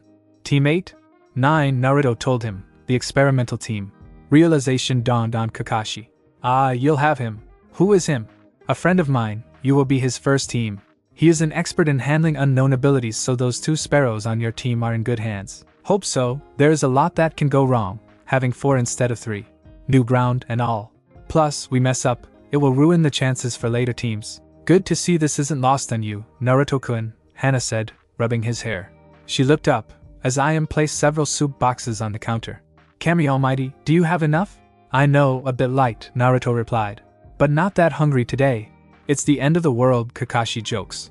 Naruto is not hungry, just not right. Ha ha, very funny. Tora, I think I smell cat snap treats in Kakashi's back pocket. Even as the cat jumped to his paws, Kakashi was hauling out of there. About time that lazy person got some exercise. He smiled at Hana. Have a good day. You too, Naruto, Hana replied. Naruto got back and found several of the new genin restraining a whip-wielding Lilim, and DOTA holding a rose. They were shouting about killing Remy, who had several wounds on his body now. His duster coat looked a little torn up now, and his staff was in his hands. Remy, I told you not to insult them. I thought they were fangirls. Give me a break. Do I look like one of those bimbos? They demanded at the same time. I know she is, but I'm not. They then started to growl at each other. Enough, Naruto shouted, as he set the ramen on a desk. Now either you 3 stop fighting or I will tie you to a tree and eat you lunch in front of you. And Remy, you will be between the 2 of them. He turned back to his angel and succubus. And you too. Enough, I have had enough of this. If you don't stop right now, I will finish it. He grabbed his chain, pulled it from his body, and snapped a few links taut, making it catch fire. When everyone in the room was staring at him, sweating a little, he smiled, put out the fire, and returned it to his back. Better. DOTA, I got you shrimp. Lilim, I got you miso. Remy, I got your beef. And the rest is my chicken. He grabbed his, sat down, threw his boot up on the desk, and ate his meal. Asuma walked in first for his team. Hey Naruto. Asuma-san, Naruto said with a nod while he sharpened his side blade. He set down the whetstone, and looked over at him. Here for Team 9? No, Team 8. He saw 3 genin stand up. Nara Yamanaka, and Akimichi, I am Saratobi Asuma, your sensei. Come with me. Team 8 left, and Naruto went back to inspecting his blade. He held the blade horizontally with the edge pointed to the ceiling. He looked at it for any nicks and notches, already knowing there would be none, but still checking, as it needed to be done. When satisfied, he turned it so he was looking down the edge for any bends and wavers. When he thought he found one, he picked the whetstone up again, and went to straighten it. The door opened again, and Yuhi Kurinai walked in. Hey sis, Remy said. What unlucky team have you? His face was flattened into the desk by the older woman. Shut up, she growled. I'm here for Team 10. Hyuga, Kurama, Abirame, front and center. Hinata, Shino, and Yakumo went down, and stood in front of her. I am Yuhi Kurinai, your sensei. Let's go. They left, and Naruto looked over at the still form of his teammate. When he didn't move for several seconds, Naruto's chain went over, and poked him a few times, getting no reaction. 2 walked in next, both with black hair and eyes. One of them had 2 lines on face from stress, and was about 17.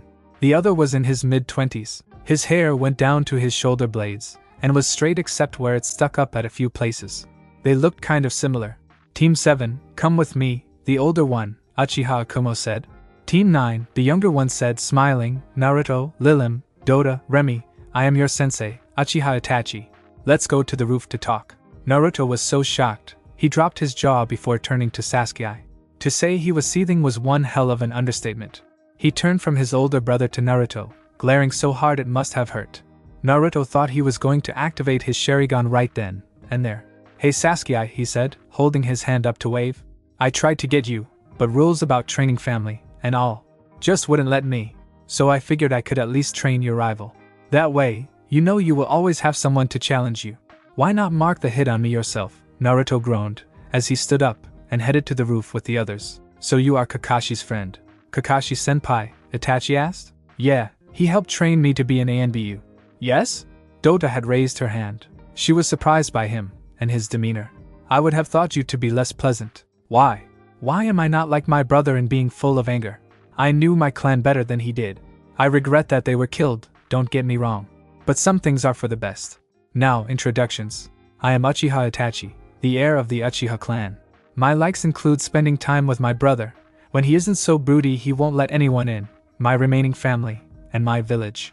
I would be willing to give anything for it. My dislikes are traitors, people that feel that they are strongest because of something they are born with, and people who would give anything for more power, no matter the cost. Naruto briefly wondered if that would include him. Power should only be attained to protect those around you. I'm sure each of you has felt that need, right? To protect those close to you. Naruto thought of his mom, Remy, his sister, but neither Dota nor Lilim had anyone to protect. They weren't even there to protect Naruto, only to guide him. My dream for the future is to restore a better Uchiha clan to a position of honor that it will be worthy of. I am going to inform you of something now. As you have noticed, this team has 4 genin. I requested this of the Hokage. The purpose behind it, I am tired of teams going out and dying because there was no one out there to heal them. I intend to train one of you to be a medic, the strongest you can possibly be. Remy raised his hand. Excuse me, but aren't medics non-combatants? I can attest that everyone here can fight. This made Itachi laugh. How would you like to say those same words to Senju Tsunade? She is the strongest woman on earth, as well as the best medic. Remy paled at that thought. I thought so. Now, knowing this, would you still like to go forward? I haven't decided yet just who it will be, so any of you could be the team's medic. I'm not afraid of dying, Naruto replied. It would be sad if I was afraid to learn something like where is the best point to save someone, as well as the best way to kill them. I went through a lot to become a genin, Dota lied. I'm not backing out now. I don't have a speech, Lilim told him. I will go forward, as well. Troublesome, Remy muttered. Can't do it if one of us is missing, so I'm in. Good, Itachi said in response. Then you are all officially genin. Nani? You mean we weren't? Naruto asked. Correct. You see, the academy just makes sure that you know the basics. It is the instructors, that's me, who decides that you actually become one. Now I know you all know the basics, and are ready for the physical part. But what about the mental? It was a tough question. Go forward, and become a medic or stay, and wait. As a ninja, you will receive missions with similar stipulations. Not enough information, incorrect information, so forth. All that you truly know that the job needs done. When this happens, do you go or stay? All 4 of them nodded in understanding. You go, they told him. Right. Now that it is no longer in question about it being a waste of time, I want you to introduce yourselves. Well, I will go first then, Remy told him. Yuhi Remy. My likes include gambling and cards. My attacks, unlike my sister who focuses on, are rather simple in theory. He took a coin from his pocket. I charge something up with chakra and blow it up. My hero was Deidara of IWA before he went rogue not that long ago. My dislikes are those that make fun of my accent, Manami. My dream for the future is to find a nice la femme and retire in one piece. The coin began to glow, and he flipped into the air for it to explode harmlessly. Which will be a miracle. Naruto chuckled. My name is Uzumaki Naruto, one of the last of the Uzumaki clan from the land of whirlpools. I like my friends and family. My strength plays around fire, and my mom showed me I am also great with wind, comes from her. I really don't have a hero. None alive at least. I do have a person, I guess you could say, that I owe a lot to, things that can't be repaid. My dislikes are guilty and sinful. The sinful? Naruto, that would include most of Konoha. No, it isn't thou shalt not kill. If you look, it is thou shalt not commit murder. Anyway, that isn't why we are talking. I meant murderers, rapists, those that truly deserve to die. Like Orochimaru, If I ever find him, I shall help him atone for his sins. You never struck me as religious, Itachi replied, making him laugh. If only he knew. Shaking his head a little, he said, not religious, just that it is a pretty good book on how you should live, a way that makes sense. Anyway, where was I? Oh yeah, dislikes, guilty, and sinful, and those that make fun of Torah, and my clothing. My dreams for the future are very hard to explain, so I won't. Suffice it to say that I have one is all. Alright, I can appreciate secrets. Feathers, your turn. My name is Tenchi DOTA. My likes are those that will do what is right over what is easy. My strength lies in this. She held up her rose again. She brought her hand down, and it changed into a thorned whip, throwing flower petals everywhere. Itachi nearly fell off the railing when he saw her do that. You are a Senju. No, DOTA told him. I have heard of them, and might be related, distantly, but am not a Senju. I was found wandering around at the foothills of the Kumo mountain range when I was very young. All anyone really knew about me was my last name being Tenchi, heaven and earth. You can see why, right? It is kind of obvious. Yup. Anyway, I'm guessing my clan grew wings from living very high up. As for this is a flower, not a tree. To compare me to a Senju would be to compare a flower to a tree, vastly different. My dislikes are those that take the easy over the right. And I can't really say I have a dream beyond living life right. Itachi nodded before motioning to Lilim. Gouda Lilim, hell's fire. My strength lies in getting close to where a man really shouldn't. She licked her lips. I like whips, chains, black leather, fire. She glanced over at Naruto, and other things. I dislike anyone that doesn't want to have fun. And it doesn't matter if it is the kind in or out of the bedroom. My dream, she shrugged, to enjoy life, as it gives it to me. Something wrong, sensei? Itachi removed the grimace from his face. She is that age, so I should have expected it. Just thinking about how much you remind me of Midarashi Anko. Except for the wings, you could be her clone. Really? Lilim asked excitedly. Can you introduce us? Itachi shivered at the thought of Lilim becoming special. But when he thought about her dressing like her, he realized she would reveal less than. What did I walk into? He asked the heavens. 3 of the members knew he was looking the wrong way. Okay, today, we are going to do exercises designed to determine where your strengths lie. I want you over in training ground 12.5 hours. Lilim and DOTA flew off while Remy started roof jumping. Something wrong with Naruto? Just wondering. If you were to meet the person who did it, what would you do to him? I can't say. Out of gratitude, Itachi thought he might shake his hand. Out of love for his family, he thought he might try to kill him. If he could, that scared him. He knew his father, as well as every other member that died that night went down fighting, and still they were slaughtered. Anything else? Yes, how were the Senju able to control wood and DOTA flowers? That is easy. Each person has an elemental affinity. Some might have 2, though these people are rare. But some clans are born with 2 that mix. A Kekkei Genkai, Naruto realized. So the Senju and DOTA have? Earth and water, while it allows them to mix. If another person from outside the clan with both were to try it, they would find they cannot. There is more to it than just having the affinities. So just because I can work fire and wind, doesn't mean it would become something cool like that. Maybe, maybe not. I am saying it would not become something like a Kekkei Genkai. There is something in their DNA that everyone else lacks. I understand. He turned around and walked to Tora. His mom, ever since she found he controlled wind, as well as fire, refused to leave him until he controlled it. He still thanked Kami for the person that made the Kage Bunshin no Jutsu to this day. It was his mother's favorite, and was what helped her become a strong fighter in the first place. He still couldn't make as many clones as she could. As he walked, he created a ball of fire around his right hand, and a ball of wind around the other. Looking at the 2 of them, he stopped. Finally, his curiosity got to him, and he clapped his hands together, forcing them to mix. Kaboom! Itachi, having turned around to leave, felt something hit his back, and was thrown from the rooftop. He hit the ground first, followed by what hit him. He tried to move, but his back hurt from every bone in it popping at least twice. Looking over his shoulder, he saw what hit him was a still smoking Naruto. He coughed, exhaling black smoke. Damn! Itachi dropped his head to the ground. Medic! Naruto got off him, and rolled him on his back, resetting his spine with a long series of pops. I found something cool, sensei. Naruto, you better hope I die from this, because I am going to kill you when I can move again. Naruto, Mizuki yelled, as he ran out the building. What happened? Misfired. You did it! You scared over a dozen classes half to death. At least it was small, Naruto told them. Otherwise I would have lost my hands. Does this mean training today is cancelled? I swear to Kami, I will kill you for this, they heard Itachi tell them. Poison Ivy in position. Batwoman in position. Joker ready? Firefly set.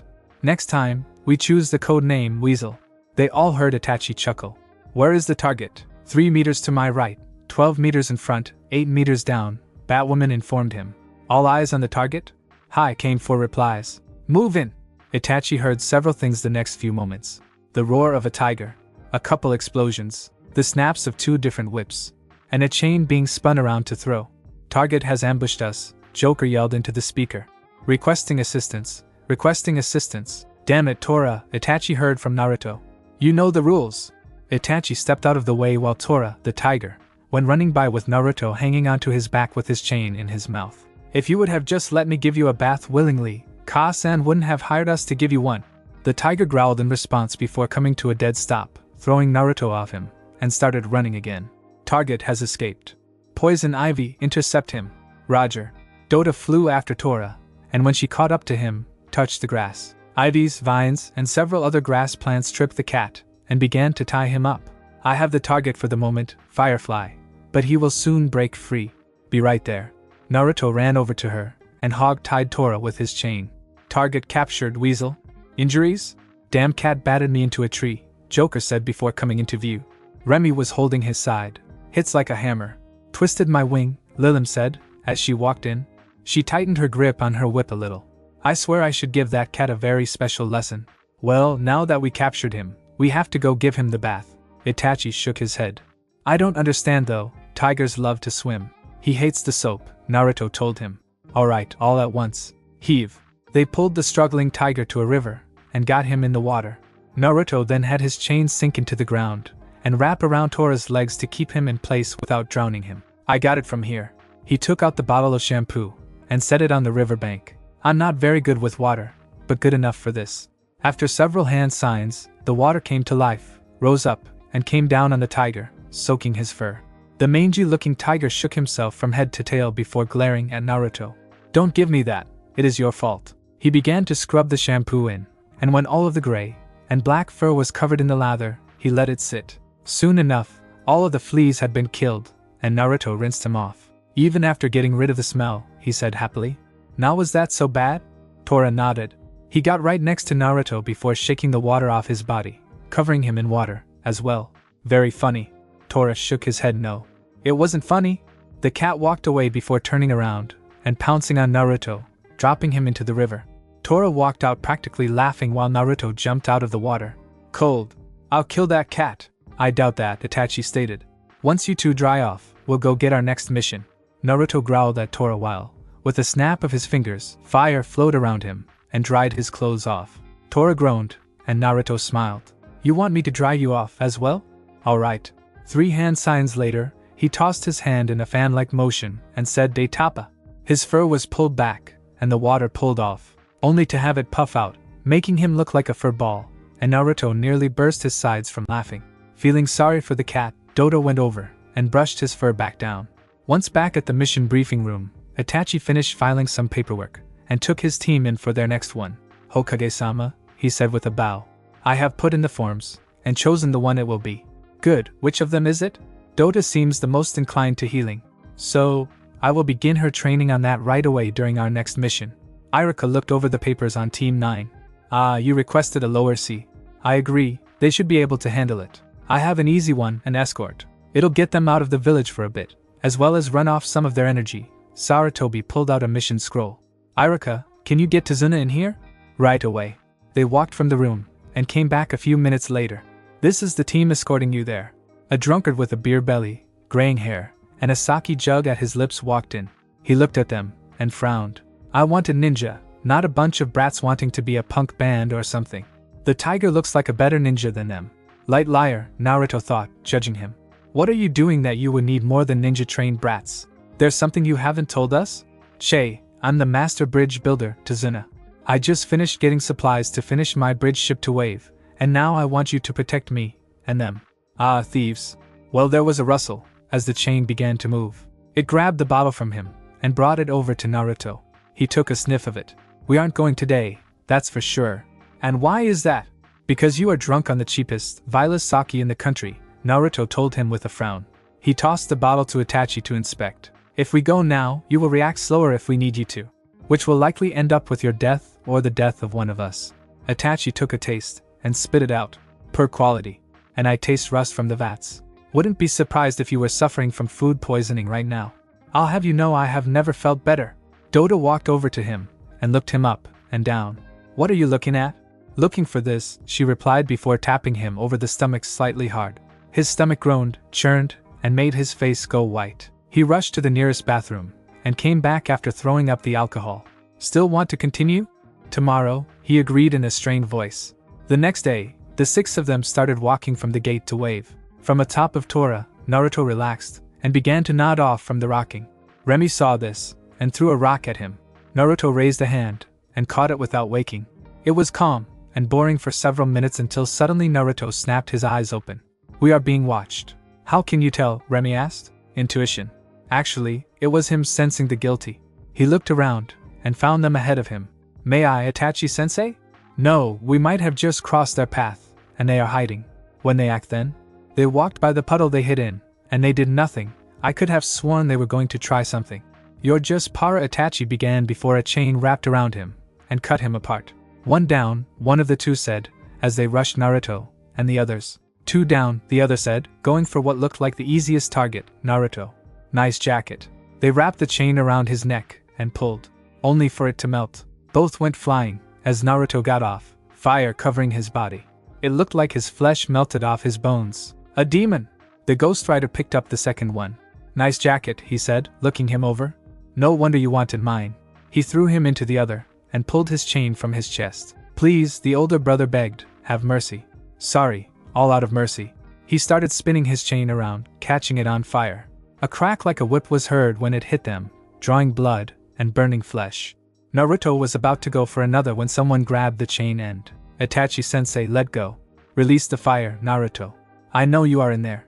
You are right about that. I am in here. With another crack from the chain being pulled taut, the fire on the weapon died, and Itachi did let it go. The chain wrapped around his arm while Naruto looked at Itachi.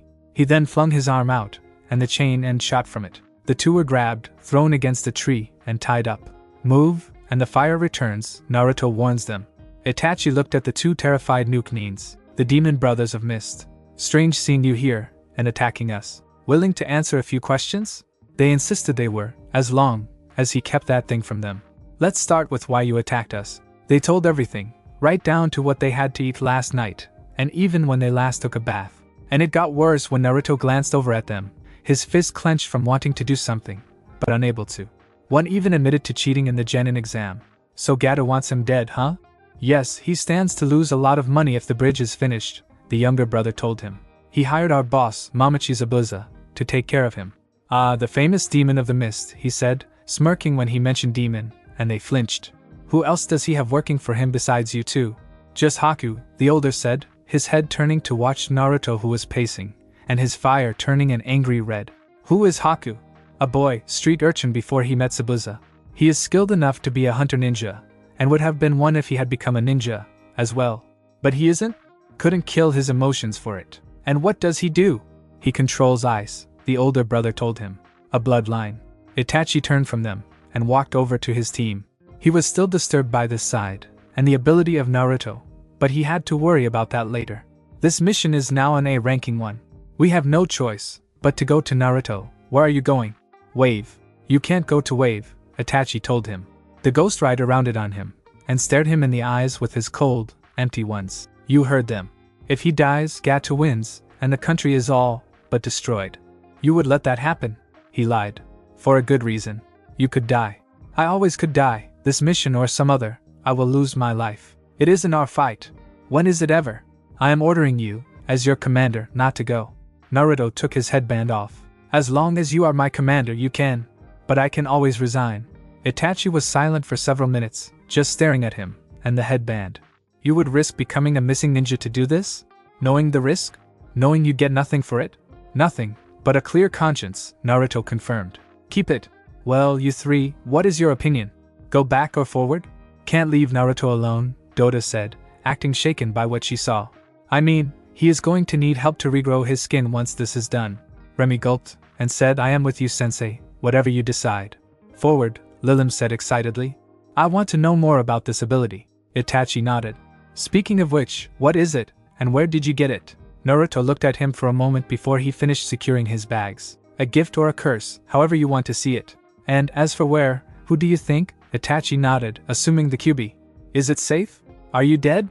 No. Then it is. Naruto looked over at the still cowering Tazuna. Sighing, the fires turned blue before fading from his body, returning it to normal. Naruto rotated his neck, popping it better? What are you? Hell's bounty hunter.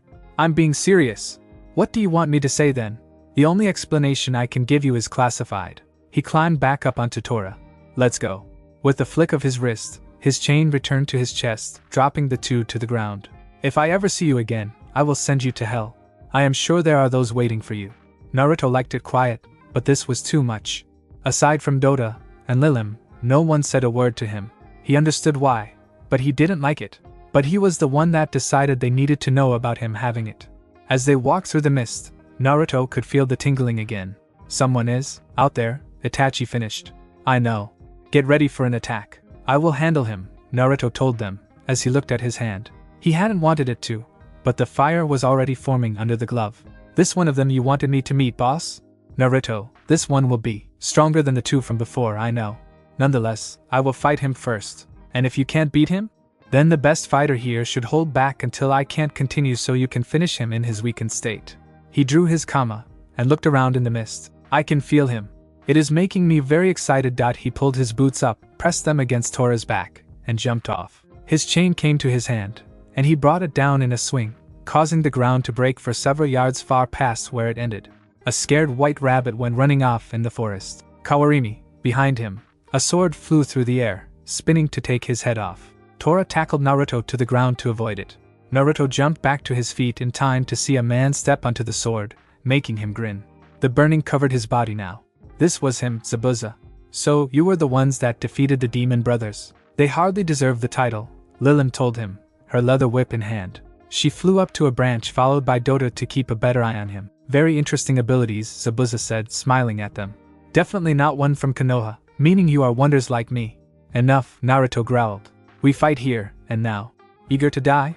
Scared of a brat? Zabuza growled, grabbed his sword, and appeared on the ground, not far from Naruto. Let's ride. Flames covered his skin, and he once again became the Ghostrider. He pointed at Zabuza, and said, You are guilty. Interesting. I guess you are your own nightlight. Tell me, how many have you killed? 7. That shocked everyone there. All the Jonin knew he was the one that killed Aoi, while Itachi was now certain he had something to do with the other 5 traitors that were found with no life in their unharmed bodies. But who was the 6th? One of them being a ninja that came to Konoha in the name of peace to steal the Byakugan. Zabuza let out a low whistle while he swung his sword up on his shoulder.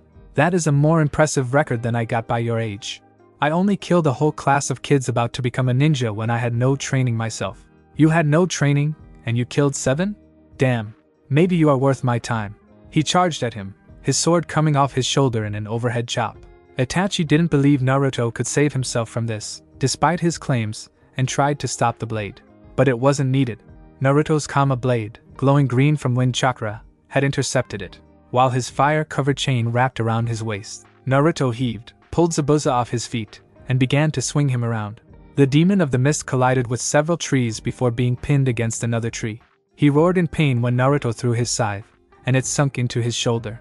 Zabuza looked at it to see it still had wind around it while the chain reached up and wrapped around the blade. Kaboom!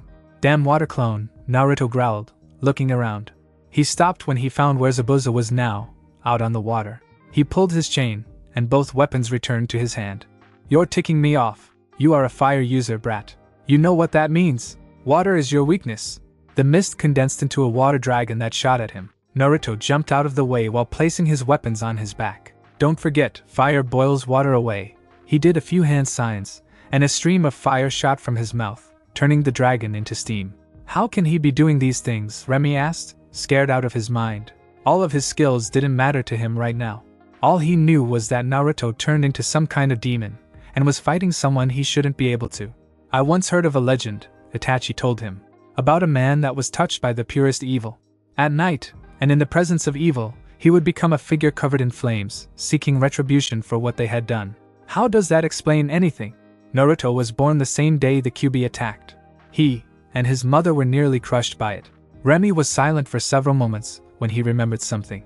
But it is still day. It is, isn't it? He decided it must be that the QB is inside him instead of just touching him. Naruto had the air over the water condensed and threw a ball of fire into it. The explosion evaporated a good deal of the lake and blew Zabuza off it. Time to die, Naruto said, appearing next to him, his blade raised into the air. As he brought it down, a mirror made of ice blocked it. He spun around and looked at the source. A boy wearing a hunter's mask stood there, several in his hand. You will not touch Zabuza-sama. Naruto looked from him to the mirror, and Zabuza. Finally, he pointed at Haku. You are innocent. The fire around the chain died, and he started swinging above his head. He threw it, trying to catch him by his feet, but Haku was too fast. Only 7 pieces of silver to pay the devil to enter hell. Stick around, and you will find out you have it. I refused to leave. DOTA, Lilim, restrained him. From out of the mist, 2 whips came and wrapped around Haku, pulling him from his feet in surprise. Naruto turned back to Zabuza, who was just now getting back up. Naruto grabbed him by his shirt collar and forced him to lock his gaze with Naruto's. Look into my eyes. Your soul is stained with the blood of the innocent. Feel their pain. For the next several seconds, 2 screams were heard there in the mist, Zabuza and Haku. When Naruto dropped the lifeless body to the ground, he turned around and headed to Tora, while the mist faded. Let him go. When he could move again, Haku ran over to him and shook his shoulder. Zabuza-sama, wake up. He pressed his cheek to his lips and found he was still breathing. Please get up. You, what did you do to him? I turned his sins against. Now he knows just what all he has done in this world. Naruto got on Tora, a second urge already gripping him. Tora turned into a fiery skeleton as well. He kicked his flanks and ran off, vanishing into the mist. Zabuza fell on burning stones and looked around. To say it was hot wouldn't be right. It was like being inside a volcano. He looked around and saw thousands of demons and humans, usually with the first torturing the second. He reached for his sword and found it gone. Fucking hell. You have no idea how right you are, a cold voice said from the shadows. Zabuza turned around and saw an old man in a suit and one hot-looking cane. I'm Mephistopheles, often referred to as the devil. Always knew I would come here. Only for the moment, there is no fair way to judge a man like you, Zabuza. That is why I had my rider hunt you out. The brat? He works for you. That is right. Part-time only, of course, he is still just a kid. Zabuza laughed at that. I hardly expected you to be one to obey the laws. This is only a position, Mephistopheles told him. Just like Kami is only a position, it is something that needs to be filled. And it has its own rules. I see. So let's start the fun, shall we? Oh, I don't think so. You aren't going to have me join them? Aren't the inner circles reserved for men like me? Traitors and mutineers. But like I said, no fair way to judge a man like you. Instead, I will wait until my rider sends us his second catch. Someone you are very familiar with. Haku. No, not the boy. Gatu. That pig? Why him? Mephistopheles began to pace a little. I am a businessman, Zabuza. I make deals, that is what I do. And people like Gatu also make deals. The difference is I keep my end of the bargain. He cheated you, Zabuza realized. Mephistopheles stopped walking and looked at him. No one cheats me and gets away with it. His time has been forfeited, and the Ghostrider will see to the collecting. When he gets here, you will betray him, like he was going to betray you. How? Mephistopheles grinned, by being the one that tortures him for a very long time. And while he is feeling it, time for him will slow. A minute to you will seem 1,000 years. Zabuza swallowed and thought about it. But he realized he really couldn't say no. What do I get out of this? Mephistopheles smiled once again. The roar was heard all the Gatu's base. As he shook like the coward he now realized himself to be, his men, thugs, and anyone else that could carry a weapon was trying to stop that thing. And he knew exactly why it was here. The metal door began to glow hot red before melting. A skeleton tiger jumped though, and began attacking the men there while a humanoid demon was behind it. It flicked its hand, throwing off melted metal from his glove. He pointed at Gatu. You, I have come for your contract. But I still have 5 years. That was before you told my boss to shove it out his ass. By the way, he has a very special way for me to retrieve your contract. He wants me to shove it out your ass. He caught the samurai that tried to attack him from the side by his throat. He wrapped his fire chain around his fist and punched him in the face. The burns were so bad, some of his face was missing. As he cried for help, Naruto wrapped the chain around him and burned him to pieces in moments. Gatu watched scared stiff while the two tore apart those that remained to defend him. Tora bit into his shoulder and dragged him in front of Naruto. Naruto removed a glove to reveal the bones that made up his hand. He then placed his hand over his forehead, burning a scar there shaped like it. Gato suddenly found it hard to breathe, as if something had formed under his lungs. Rest in pieces. Naruto raised his hand and snapped his fingers. The air in Gator's lungs exploded, blowing the scroll inside downwards, but leaving him alive long enough to feel the pain. Naruto picked up the scroll, and it began to burn, sending him to hell. Gato hit the stone hard. As he sat up, he realized that around 200 men were there with him, some of which he even recognized as the men he watched die. "Hello, Gato," he heard from Zabuza. "I have a great time planned for us." Naruto and Tora wandered over to Tazuna's home late that evening, smelling of ash and blood. "Another one of those nights," he said with a sigh. He took a scroll from the saddlebags and unrolled it. With a wipe of his blood, he unsealed another set of his current clothing. He stopped at a river, took off his clothes, and washed away the smell and blood. When he was done, he sealed the clothing away and put on the clean clothes. When he got there, he found everyone on edge. "Heya," Itachi sighed in relief. "Thank Kami. If anything happened to you, your mother would have killed me." "If you were lucky," Naruto told him. "I just needed to wash all the wax. But I came across this suit-wearing, balding, midget pedophile while I tried to have these two samurai thugs hold me down." Tazuna looked up at the mention of a suit-wearing, balding midget. Did he have square glasses? And did one of the samurai look like a clown while the other wore an eye patch? Yup, they paid for it big time. The sound of a plate hitting the floor came from behind Naruto. He turned around and saw a boy standing there in shock. Naruto recognized him from the sins of the two. He had given them the penance stare and saw what they did to his father. He was avenged. All three of them are finding their just rewards in hell. He opened his mouth to say something, but couldn't. Finally he decided on something and said, "Did you make it hurt?" Naruto got a saddened look on his face. He understood why he felt like that, but it wasn't good for the soul, so to say. "I won't tell you.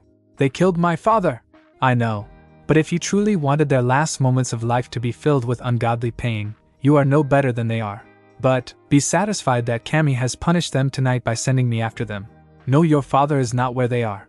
And do something with your life worth calling yourself his son." "But I've hated them for so long," Itachi nodded. "My brother hates someone like you do. With all his being, he wishes to find the one that killed most of my family. I pray he never finds him.